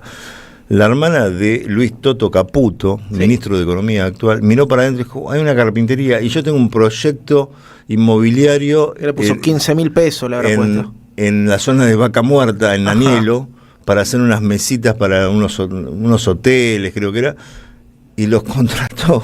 Sí, le bajó millones de pesos, ¿no? Se habla de entre 8 y 12 millones. Como para entender la película, ¿quién financió iba a decir las mesitas? ¿Quién financió el odio? No, totalmente. Nunca se indagó en esa pista. Por dejarlo ahí, y digo, el camino te lleva a esa noche, que a las 9 de la noche, del 1 de septiembre del 2022, cuando gatillaron sobre Cristina, que se quedó viva, está acá de milagro o de casualidad. Digo, cada uno, que no salieron las balas. Todo tu relato también, y creo que también el podcast, por lo menos el segmento que yo escuché, deja entrever el rol de partícipe necesario de muchos medios de comunicación, ¿no? Vos sabés que cuando lo fui guionando, lo fui armando, fui buscando las voces, obviamente está Cristina, pero como iban hablando desde los grupos, los medios corporativos, si se quiere, un periodista de TN, Luis Ventura, diciendo, en este momento en el máximo tribunal ya están redactando el martes a la mañana, digo, toda filtración, sabemos de dónde salieron, de la corte, pero el minuto a minuto, ¿no? de ese día, de esos días previos, Feynman con las primicias, ya sabemos, digamos, quiénes son los voceros del poder, obviamente. Pero sí, claro, no hay, a ver, Loafer no te gusta, me parece muy bien. A mí no me gusta Loafer, creo que le pifiamos con ponerle un nombre tan inaccesible para el 90% de la gente. Guerra jurídico-político-mediática, hay que agregarle. Me gusta más, es complejo, pero por lo menos hablar en español que hablamos nosotros. Porque creo que lo mediático es fundamental, si no, no se entiende. No se entiende cómo mucha gente, no se entiende la construcción de este presente, si no tiene que ver con lo mediático y con el odio inoculado en esta sociedad. Totalmente, y creo que incluso nos obliga a mirar atrás para proyectar adelante en qué cosas no se pudo avanzar o se falló, ¿no? Vos hablabas de uno de los jueces de la Corte Suprema que tenía un origen peronista, ¿no? Fue ministro de Justicia de Néstor Kirchner. Fue ministro de Justicia de Néstor Kirchner, exactamente. En 12 años no se pudo avanzar sobre el Consejo de la Magistratura. Cuando se intentó avanzar sobre ese cúmulo de pus, lo frenó la propia Corte Suprema de Justicia. Al mismo tiempo tenés casos de éxito, ¿no? Tenés México, donde una mina como Claudia Sheinbaum, un cuadrazo que habla muy tranquilamente, pero que sigue siendo muy confrontativa en lo político, se llevó puesto a la casta judicial, se llevó puesta a Norma Piña. Su principal opositora era la presidenta del Tribunal Supremo, Norma Piña. Se llevó puesto el entramado judicial. Es una noticia en desarrollo, México. Yo creo que, es verdad, y que viene muy bien. Es verdad, pero es un faro de esperanza, ¿no? Por supuesto. Por lo menos para quienes estamos pensando esto. Pero por supuesto, y lo quiero decir como que hay que cuidarlo, y hay que, esto que vos decís, y para mí sos un tipo de respeto mucho en cuanto a analista internacional, digo, esta radio tiene grandes valores en ese sentido, vos, Atilio, maestro. Atilio Ayatola. Digo, claro, digo primero, y después Fede Montero, digamos. Es una radio que le damos mucha pelota a esto. En México hay que cuidarlo. Bueno, la experiencia kirchnerista en Argentina también fue una experiencia con alto y bajo, digo, que en ese sentido, porque es muy difícil romper una estructura. Cuando se intentó hacer, me acuerdo, a partir de justicia legítima y la reforma judicial, se perdió. Como se perdió el enfrentamiento de un proceso riquísimo, se perdió lo que fue el debate previo y la sanción de la Ley de Servicios de Comunicación Audiovisual, toda la importancia que eso tuvo, y cómo después el propio poder, Grupo Clarín, con artimañas judiciales, fueron demorando, fueron dilatando muchas de las cuestiones, no todo, hasta que llegó Macri y amputó, y ahora ya estamos en una etapa superior.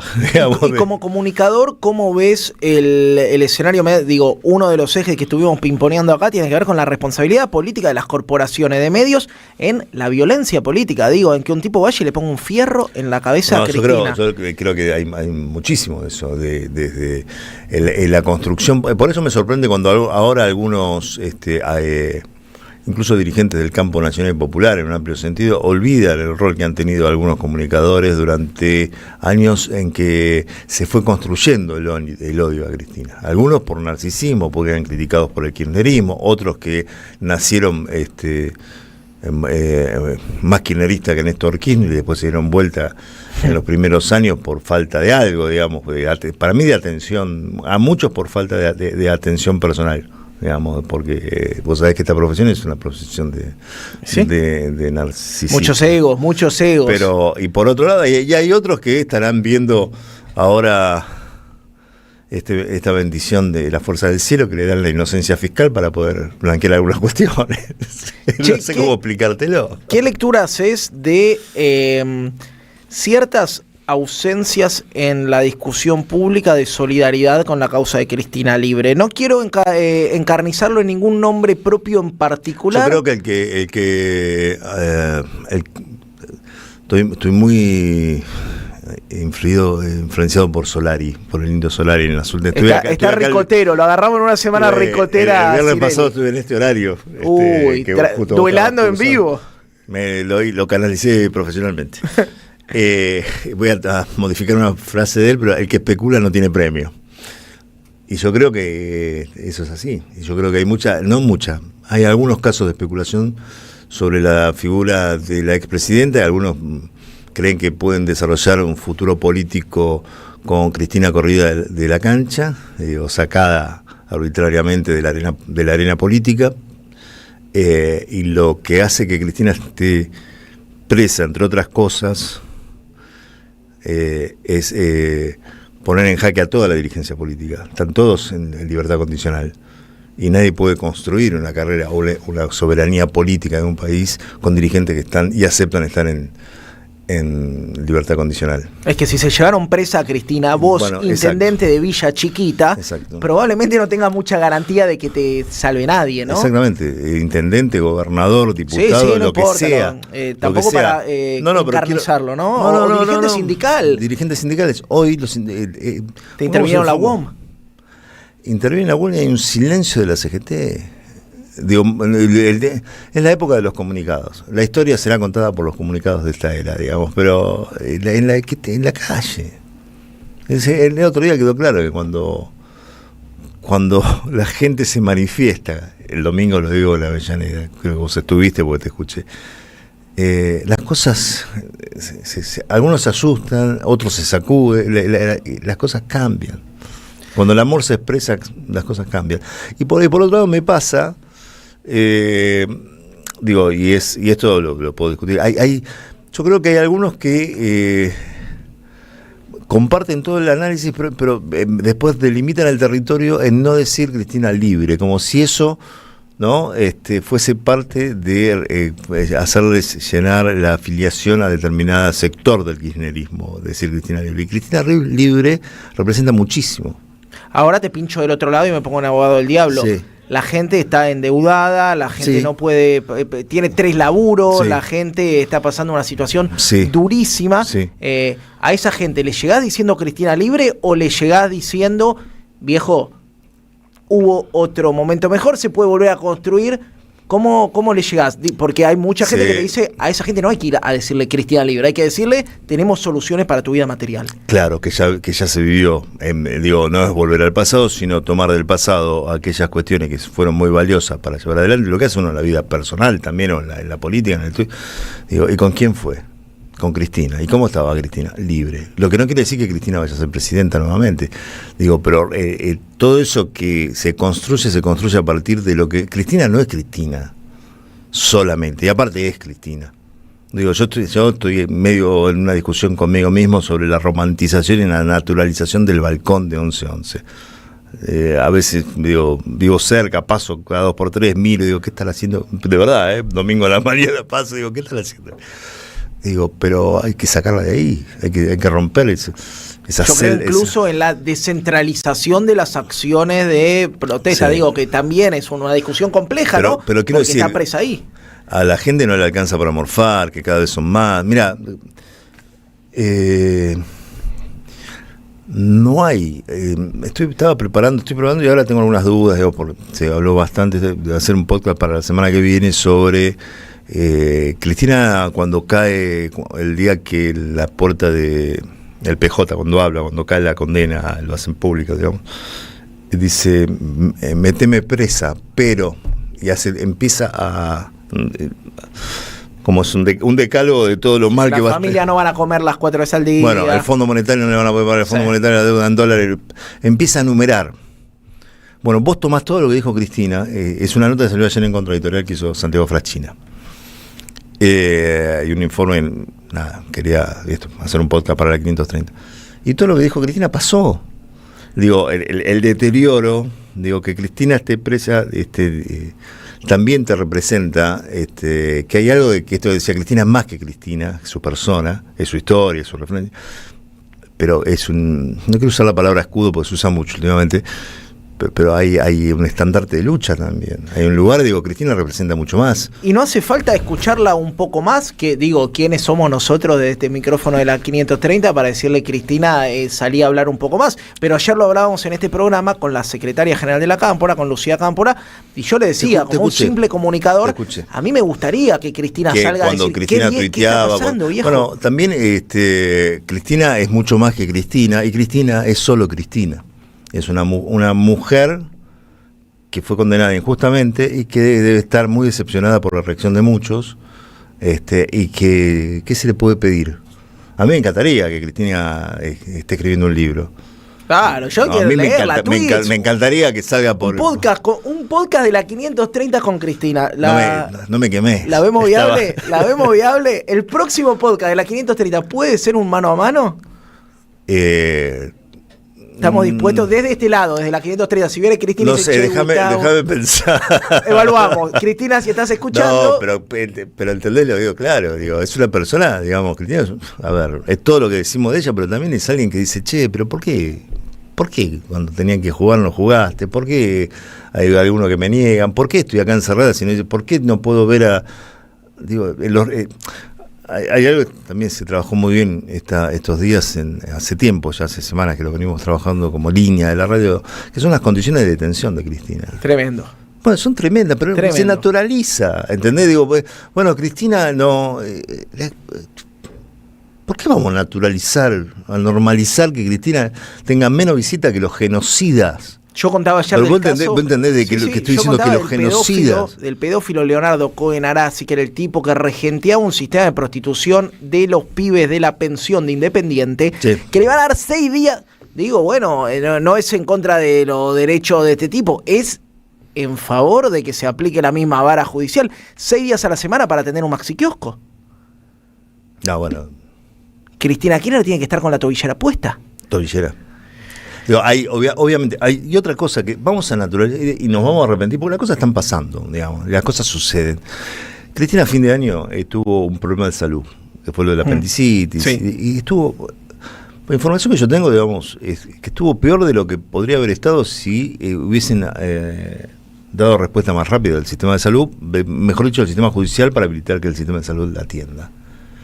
Y se está jugando con la salud de Cristina. Por supuesto. Bueno, y cierto goce que hubo entiendo que de la fiscalía y demás, pero bueno, no jodan que le hicimos sacar la tobillera, le permitimos que saque la tobillera estando en el quirófano. Y Cristina se podría haber muerto. Sí, la deshumanización en su máxima expresión. A ver, ¿qué te hizo Cristina? Mucha de la gente que hoy le han inoculado odio, que pertenece a los sectores populares, ¿qué te hizo Cristina?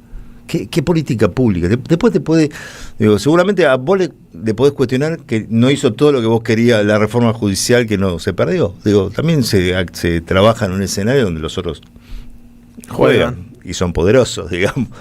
Y sí, digamos, olvidamos todo el proceso final del último año y pico del kirchnerismo, con la pelea con Estiuso, con la muerte de Nisman y todo lo que se sacudió en ese proceso.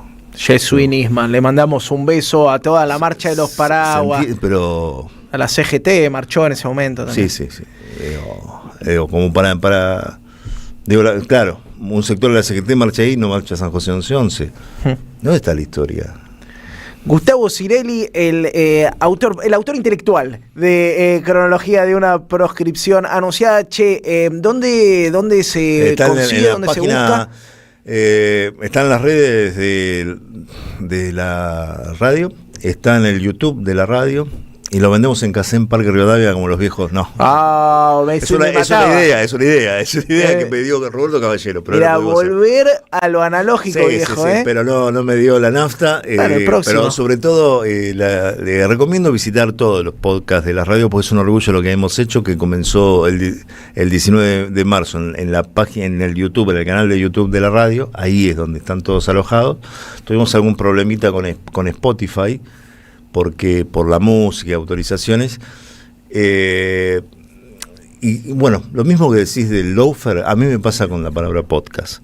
A ver, ¿cómo la rebautizaría Gustavo Cirelli? Especiales de la 530. Excelente, pero me gusta más. Lo que sucede es que también tiene que ver con cómo uno... explica el formato, ¿no? Claro, porque cuando empezaron a bombardear, porque los podcasts, yo lo pensé, el primero, que eran las consignas de las madres, Bitácora de lucha, así fue el título, de las consignas de las madres que escribieron la historia. Es un juego de palabras que quién escribió la historia, las consignas o las madres, digo las dos cosas. Y si vos vas, es apasionante, tomás las consignas de las madres y cómo, desde que comenzaron, cómo comienzan esas consignas, dónde la primera consigna, y entrevisté a todas las madres, obviamente esta es casa de las madres, total. Esta radio de las madres. Y yo tengo una relación de muchísimos años con las madres, con Eve, googleame. Y todas coincidieron. A todos los que los entrevisté coincidieron cuando ¿cuál es la primera consigna que te viene a la cabeza? La más importante, no sé si evité decir la más importante porque es una jerarquización que no sé si es la más importante, sí la fundacional, y fue aparición con vida. Eso para mí determinó la historia argentina y la historia que hoy estamos viviendo con este fantoche en el gobierno, pero la potencia que tenemos hoy para que esta radio continúe, para enfrentar este proceso deshumanizador, Cristina, tiene que ver con la historia de las madres. A mí me define. ¿Cuál es tu línea editorial? La historia de las madres. No olvidamos, no perdonamos, no nos reconciliamos, es la que tomaría yo, pero me parece un buen aporte. A ustedes en sus casas, ¿cuál es la consigna? Sin la consigna de aparición con vida, no hubiese llegado a las otras. 19:33, escuchábamos al señor Gustavo Cirelli, el responsable del nuevo podcast de esta radio, Cronología de una proscripción anunciada. Lo encuentran en el canal de YouTube y si no, en el resto de las redes. Vamos a una tanda cortita y ya seguimos hasta las 20 horas. La soledad es un amigo que no está, pero hay una radio que nunca se apaga. Nunca de morir.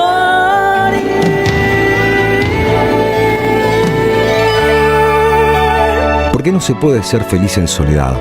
Prende la radio. Prendete. AM530. 20 años. Somos radio. Somos comunidad. Manual práctico de oratoria de Rafaela Arrastía Mendoza. Para potenciar el discurso de quienes quieren liderar. Librería Café de Sicus. Alsina 685. Comunícate a @Rafael Arrastía Mendoza. 1111, el periodismo con opinión que faltaba en la televisión. De lunes a viernes, 21:30, 1111, por AR12, periodismo con opinión.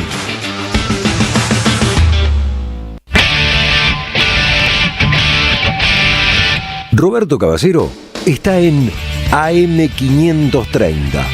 Ustedes la conocen, es Dora Barrancos, socióloga, investigadora. Por supuesto, más allá de yo diría, de los grados de patologizaciones que se puede encontrar. Pero este es un principio común. Por eso las feministas solemos decir, estos sujetos son hijos sanos del patriarcado. No son monstruos inventados que vienen desde Marte, etcétera. Y quiero también decir algo. Gran parte de los homicidios, lo he venido diciendo, de las muertes de hombres a otros varones, tienen mucho que ver con resortes patriarcales, la competitividad aguda, la violencia aguda, la venganza aguda, el principio de venganza, ¿no? Etcétera, etcétera. Pero hay una irritación particular, hay algo más exacerbado. A las 8, Caballero de Día, en AM530. 20 años. Somos radio. Somos comunidad. Tronador. Agua mineral, botellones y dispensers para el hogar y la oficina. Hacé tu pedido al 4201-2627 o mandanos un mail a info@aguatronador.com.ar.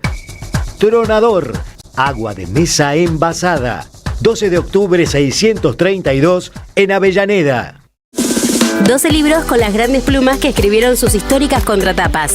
Hellman, Sacomano, Eva Giberti, Feynman, Hugo Soriani, María Moreno, Fresán, Galeano, Horacio González, Dalmaceto, Bayer. Este domingo en tu kiosco el primer libro, Osvaldo Soriano. Compra opcional 25.000 pesos con página 12. ¿Tu negocio necesita más clientes? Entonces necesitas estar donde la gente escucha, mira y participa. Hoy la radio ya no es solamente radio. En AM530 tu marca entra a una comunidad real. Aire, streaming, redes sociales y menciones en vivo. No importa si tenés un comercio, una pyme o un emprendimiento. Armamos campañas accesibles, creativas y pensadas para que inviertas mejor y vendas más. Porque cuando una marca conecta con una comunidad, se vuelve parte de la conversación. Mándanos un WhatsApp al 11 64 19 16 50 o escribinos a nuestro mail anunciosam530@gmail.com y armemos juntos una propuesta para tu negocio. Bueno, si alguien iba a ver hasta esta banda hace unos cuantos años a los pubs, quizás recuerde, y los piratas también, en algún cassette pirata anda esta canción.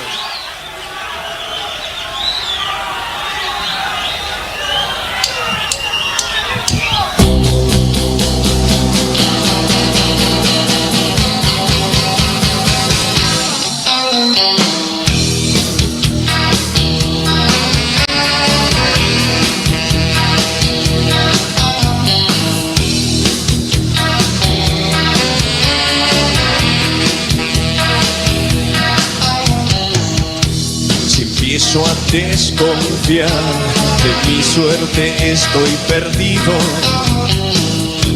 pues tengo ideas cada vez menos atrevidas, pero cerca, aquí cerca el lobo aúlla, despertando al mal hombre, al mago bueno, con un corazón que no puede cumplir más promesas ya. Los genios son buenos servidores y malos amos. Si les has visto, primorosos caíste en el lazo. Tu bolsillo es más profundo que su gracia. Calcular tu oración puede llevarle la vida a un corazón que no puede cumplir más promesas ya. Yo te saqué un día de allí, me encadené, te obedecí hasta donde pude, mi genio amor. Me pude apartar de tu corazón en otro crimen más y me alejé de tu seducción y tu dulce voz.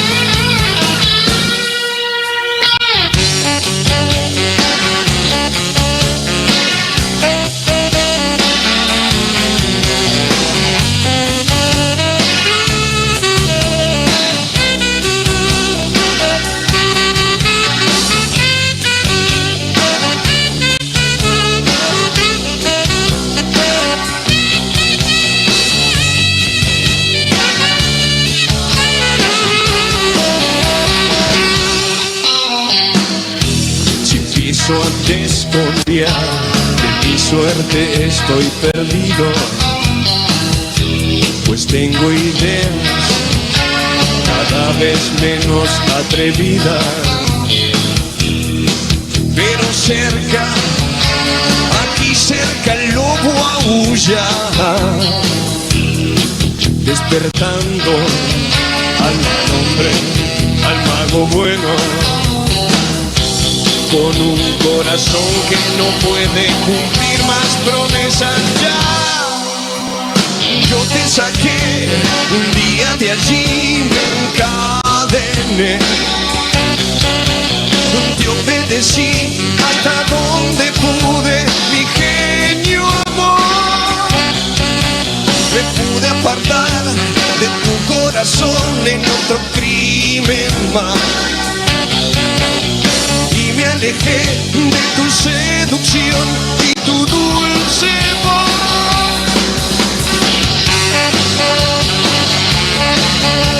Tu dulce voz.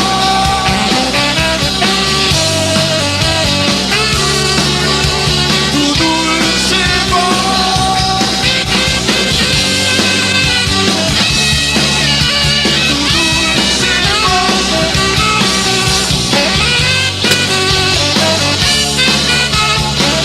Mi genio amor suena en la M530, tal vez en el podio de los mejores temas de Carlos Alberto el Indio Solari. Muchos mensajes que llegan al 11 3200 0530. En un ratito nos metemos allí, pero vamos a abordar uno de los temas de la jornada, que tiene que ver con que el gobierno nacional habilitó a los militares a tener un segundo trabajo, que tiene que ver con la grosera precarización que se viene viviendo en nuestras Fuerzas Armadas, pese a que este gobierno llegó con una vicepresidenta que se golpeaba el pecho diciendo que venía a fortalecer nuestras capacidades de defensa. Para hablar de esta realidad y la compleja situación que se está viviendo en el país y en este área, estamos en comunicación con Nilda Garré, abogada, exministra de Defensa, exministra de Seguridad. Hola Nilda, ¿cómo estás? Yair Sibel te saluda en la Radio de las Madres.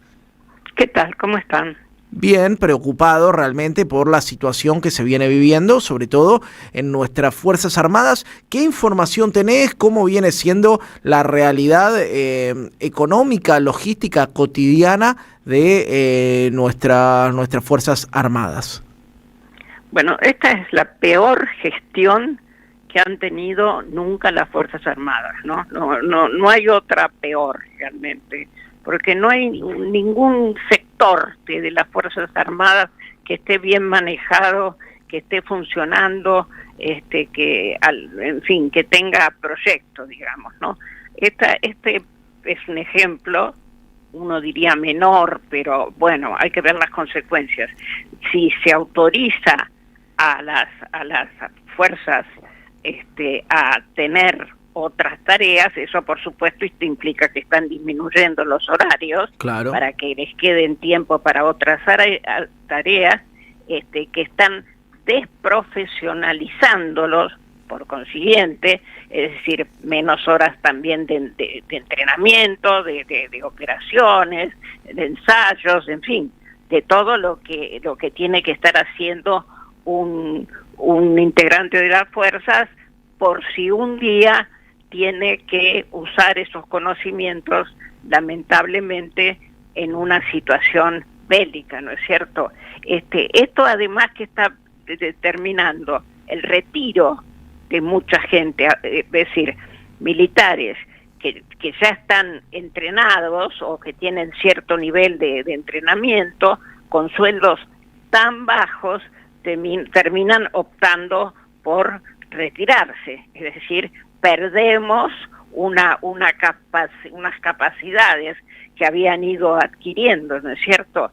Es decir, que desde todo punto de vista, y por supuesto hay también menor reclutamiento, porque, bueno, ya no parece ser una carrera o una dedicación que permita, bueno, vivir dignamente, sostener una familia, ¿no? Nosotros tenemos en este momento las Fuerzas Armadas con un 50% del salario que tenían en el 2023.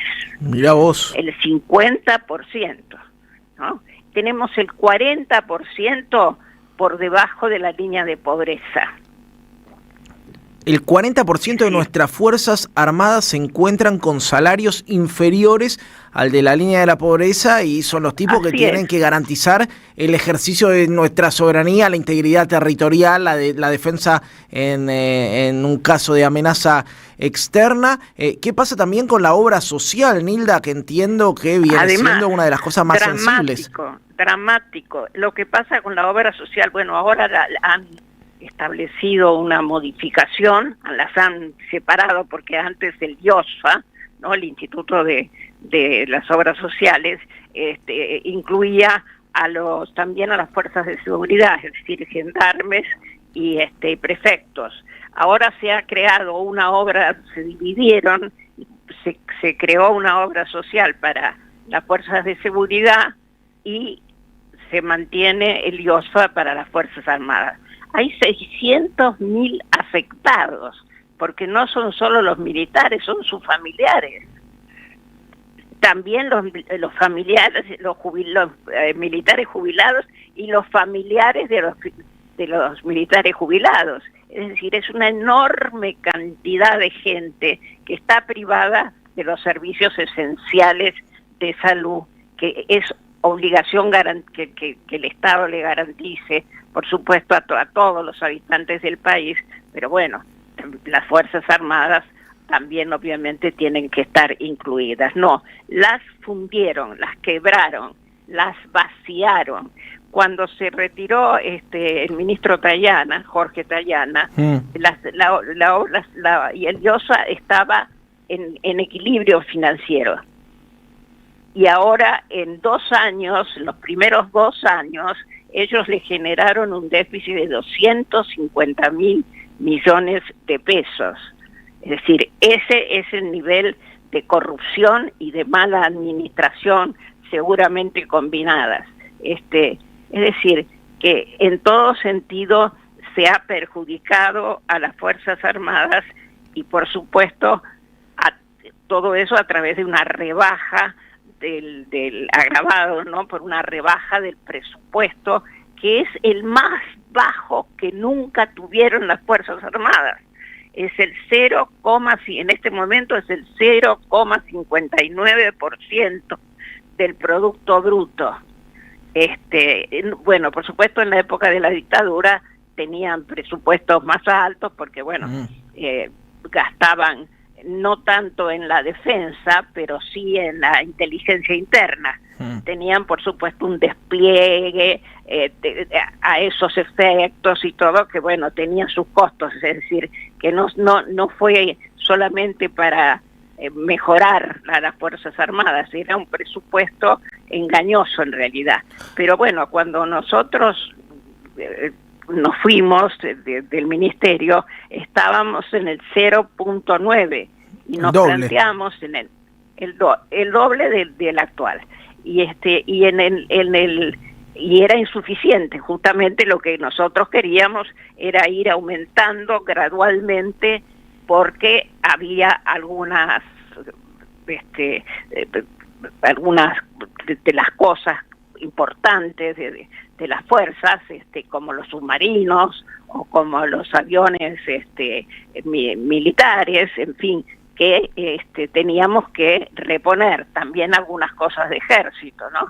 Bueno, Nilda, se inició un programa para hacer todo eso, ¿no? Bueno, después hicimos el FONDEF hace muy poco, la ley del Fondo de la Defensa, que además se aprobó en el Congreso en el año 19, y bueno, esa ley garantizaba un porcentaje que iba subiendo en 3 años hasta llegar a un máximo del 0,8, que solamente podía ser destinado a la renovación de los distintos elementos, armas, aviones, barcos, en fin, todas las cosas que usan las Fuerzas Armadas. Nilda, te quiero llevar a un tema que creo que es importante. Estamos en la radio de las madres, ¿no?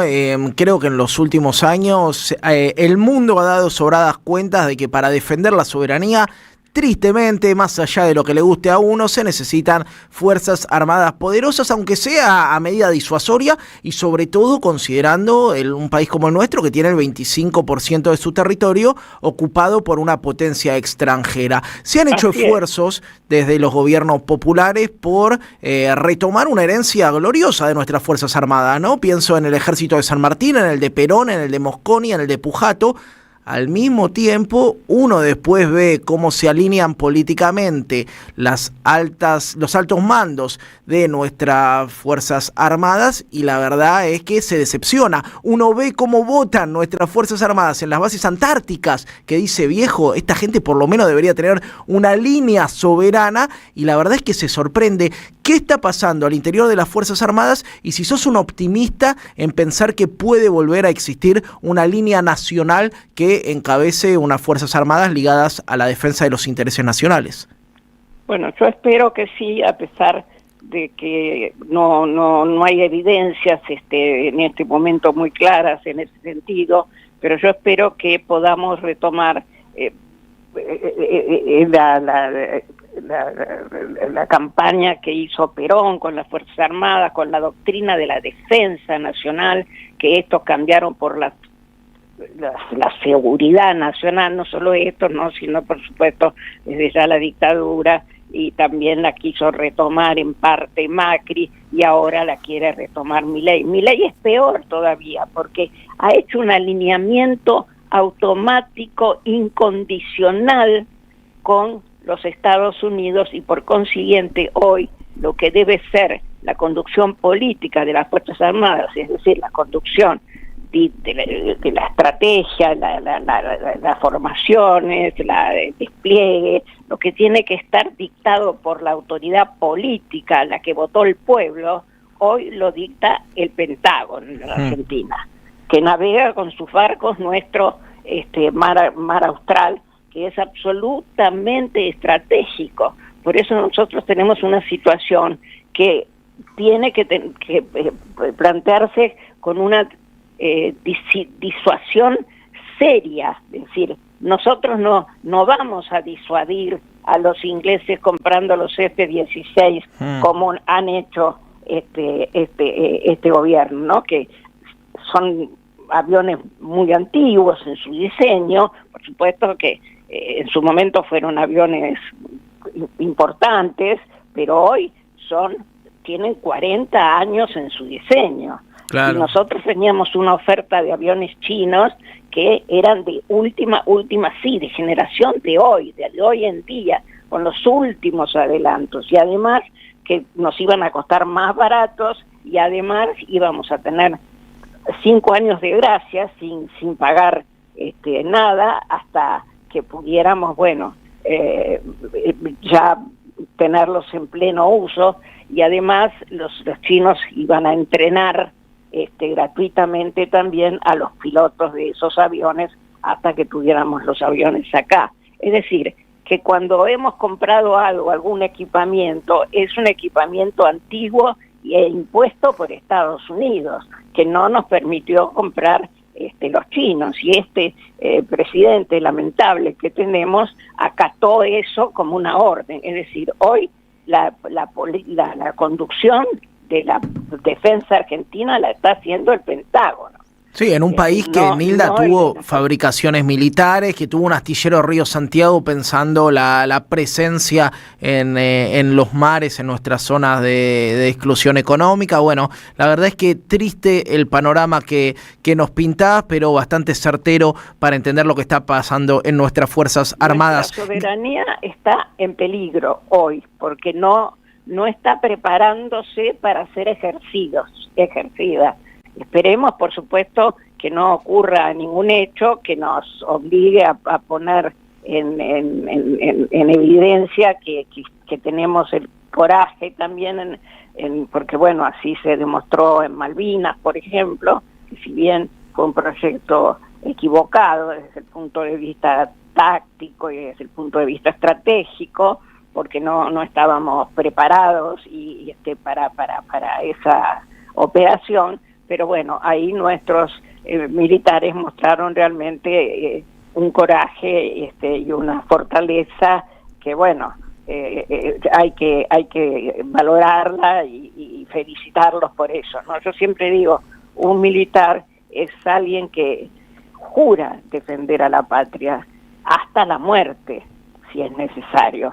Todos nosotros, a lo mejor yo, si fuera necesario, moriría por la patria, pero los militares juran, es decir, que esto hay que reconocerlo como algo muy valioso, pero bueno, para eso tenemos también que profesionalizarlos, tenemos que dotarlos de todas las armas y los elementos necesarios hoy para ejercer la soberanía, defender los recursos y defender a la población. Fíjese que todo lo contrario, está el presidente mamarrachesco que tenemos ha puesto al regimiento de granaderos, nuestro más simbólico regimiento, porque fue el que creó San Martín para luchar por la independencia de nuestro país y de parte del continente, el que preparó para cruzar los Andes,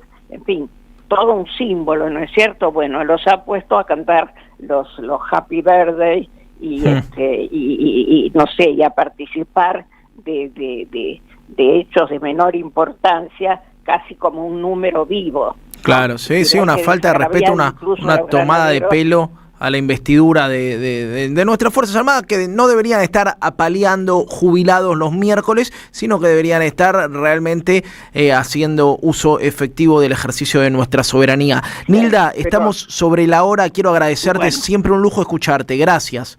Bueno, al contrario, adiós. Hablábamos con Nilda Garré, ex ministra de Defensa, ex ministra de Seguridad, en la Radio de las Madres.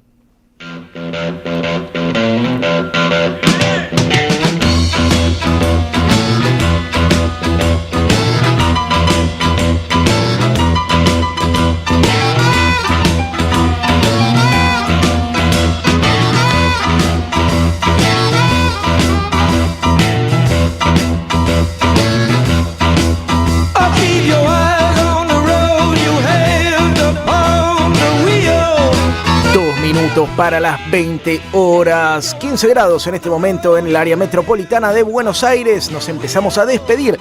Silvio Soler al mando de las consolas, el señor Seba Esquivel a cargo de la transmisión en el YouTube de la radio. Diego Mayo es quien produce este programa. Mi nombre es Jair Sibel. Ustedes se quedan, por supuesto, que con Sandra Russo a cargo de Jugo de Limón en la AM530, la gloriosa radio de las Madres de Plaza de Mayo. Chau, chau, chau.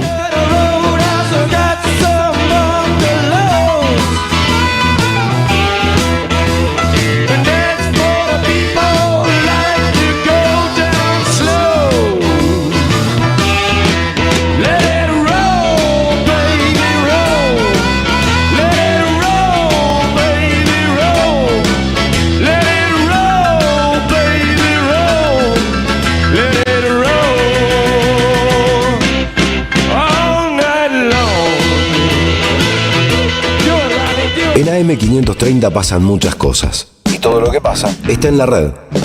Somos Radio AM530 en YouTube. Entérate de lo que pasa. AM530. Somos redes. Somos radio.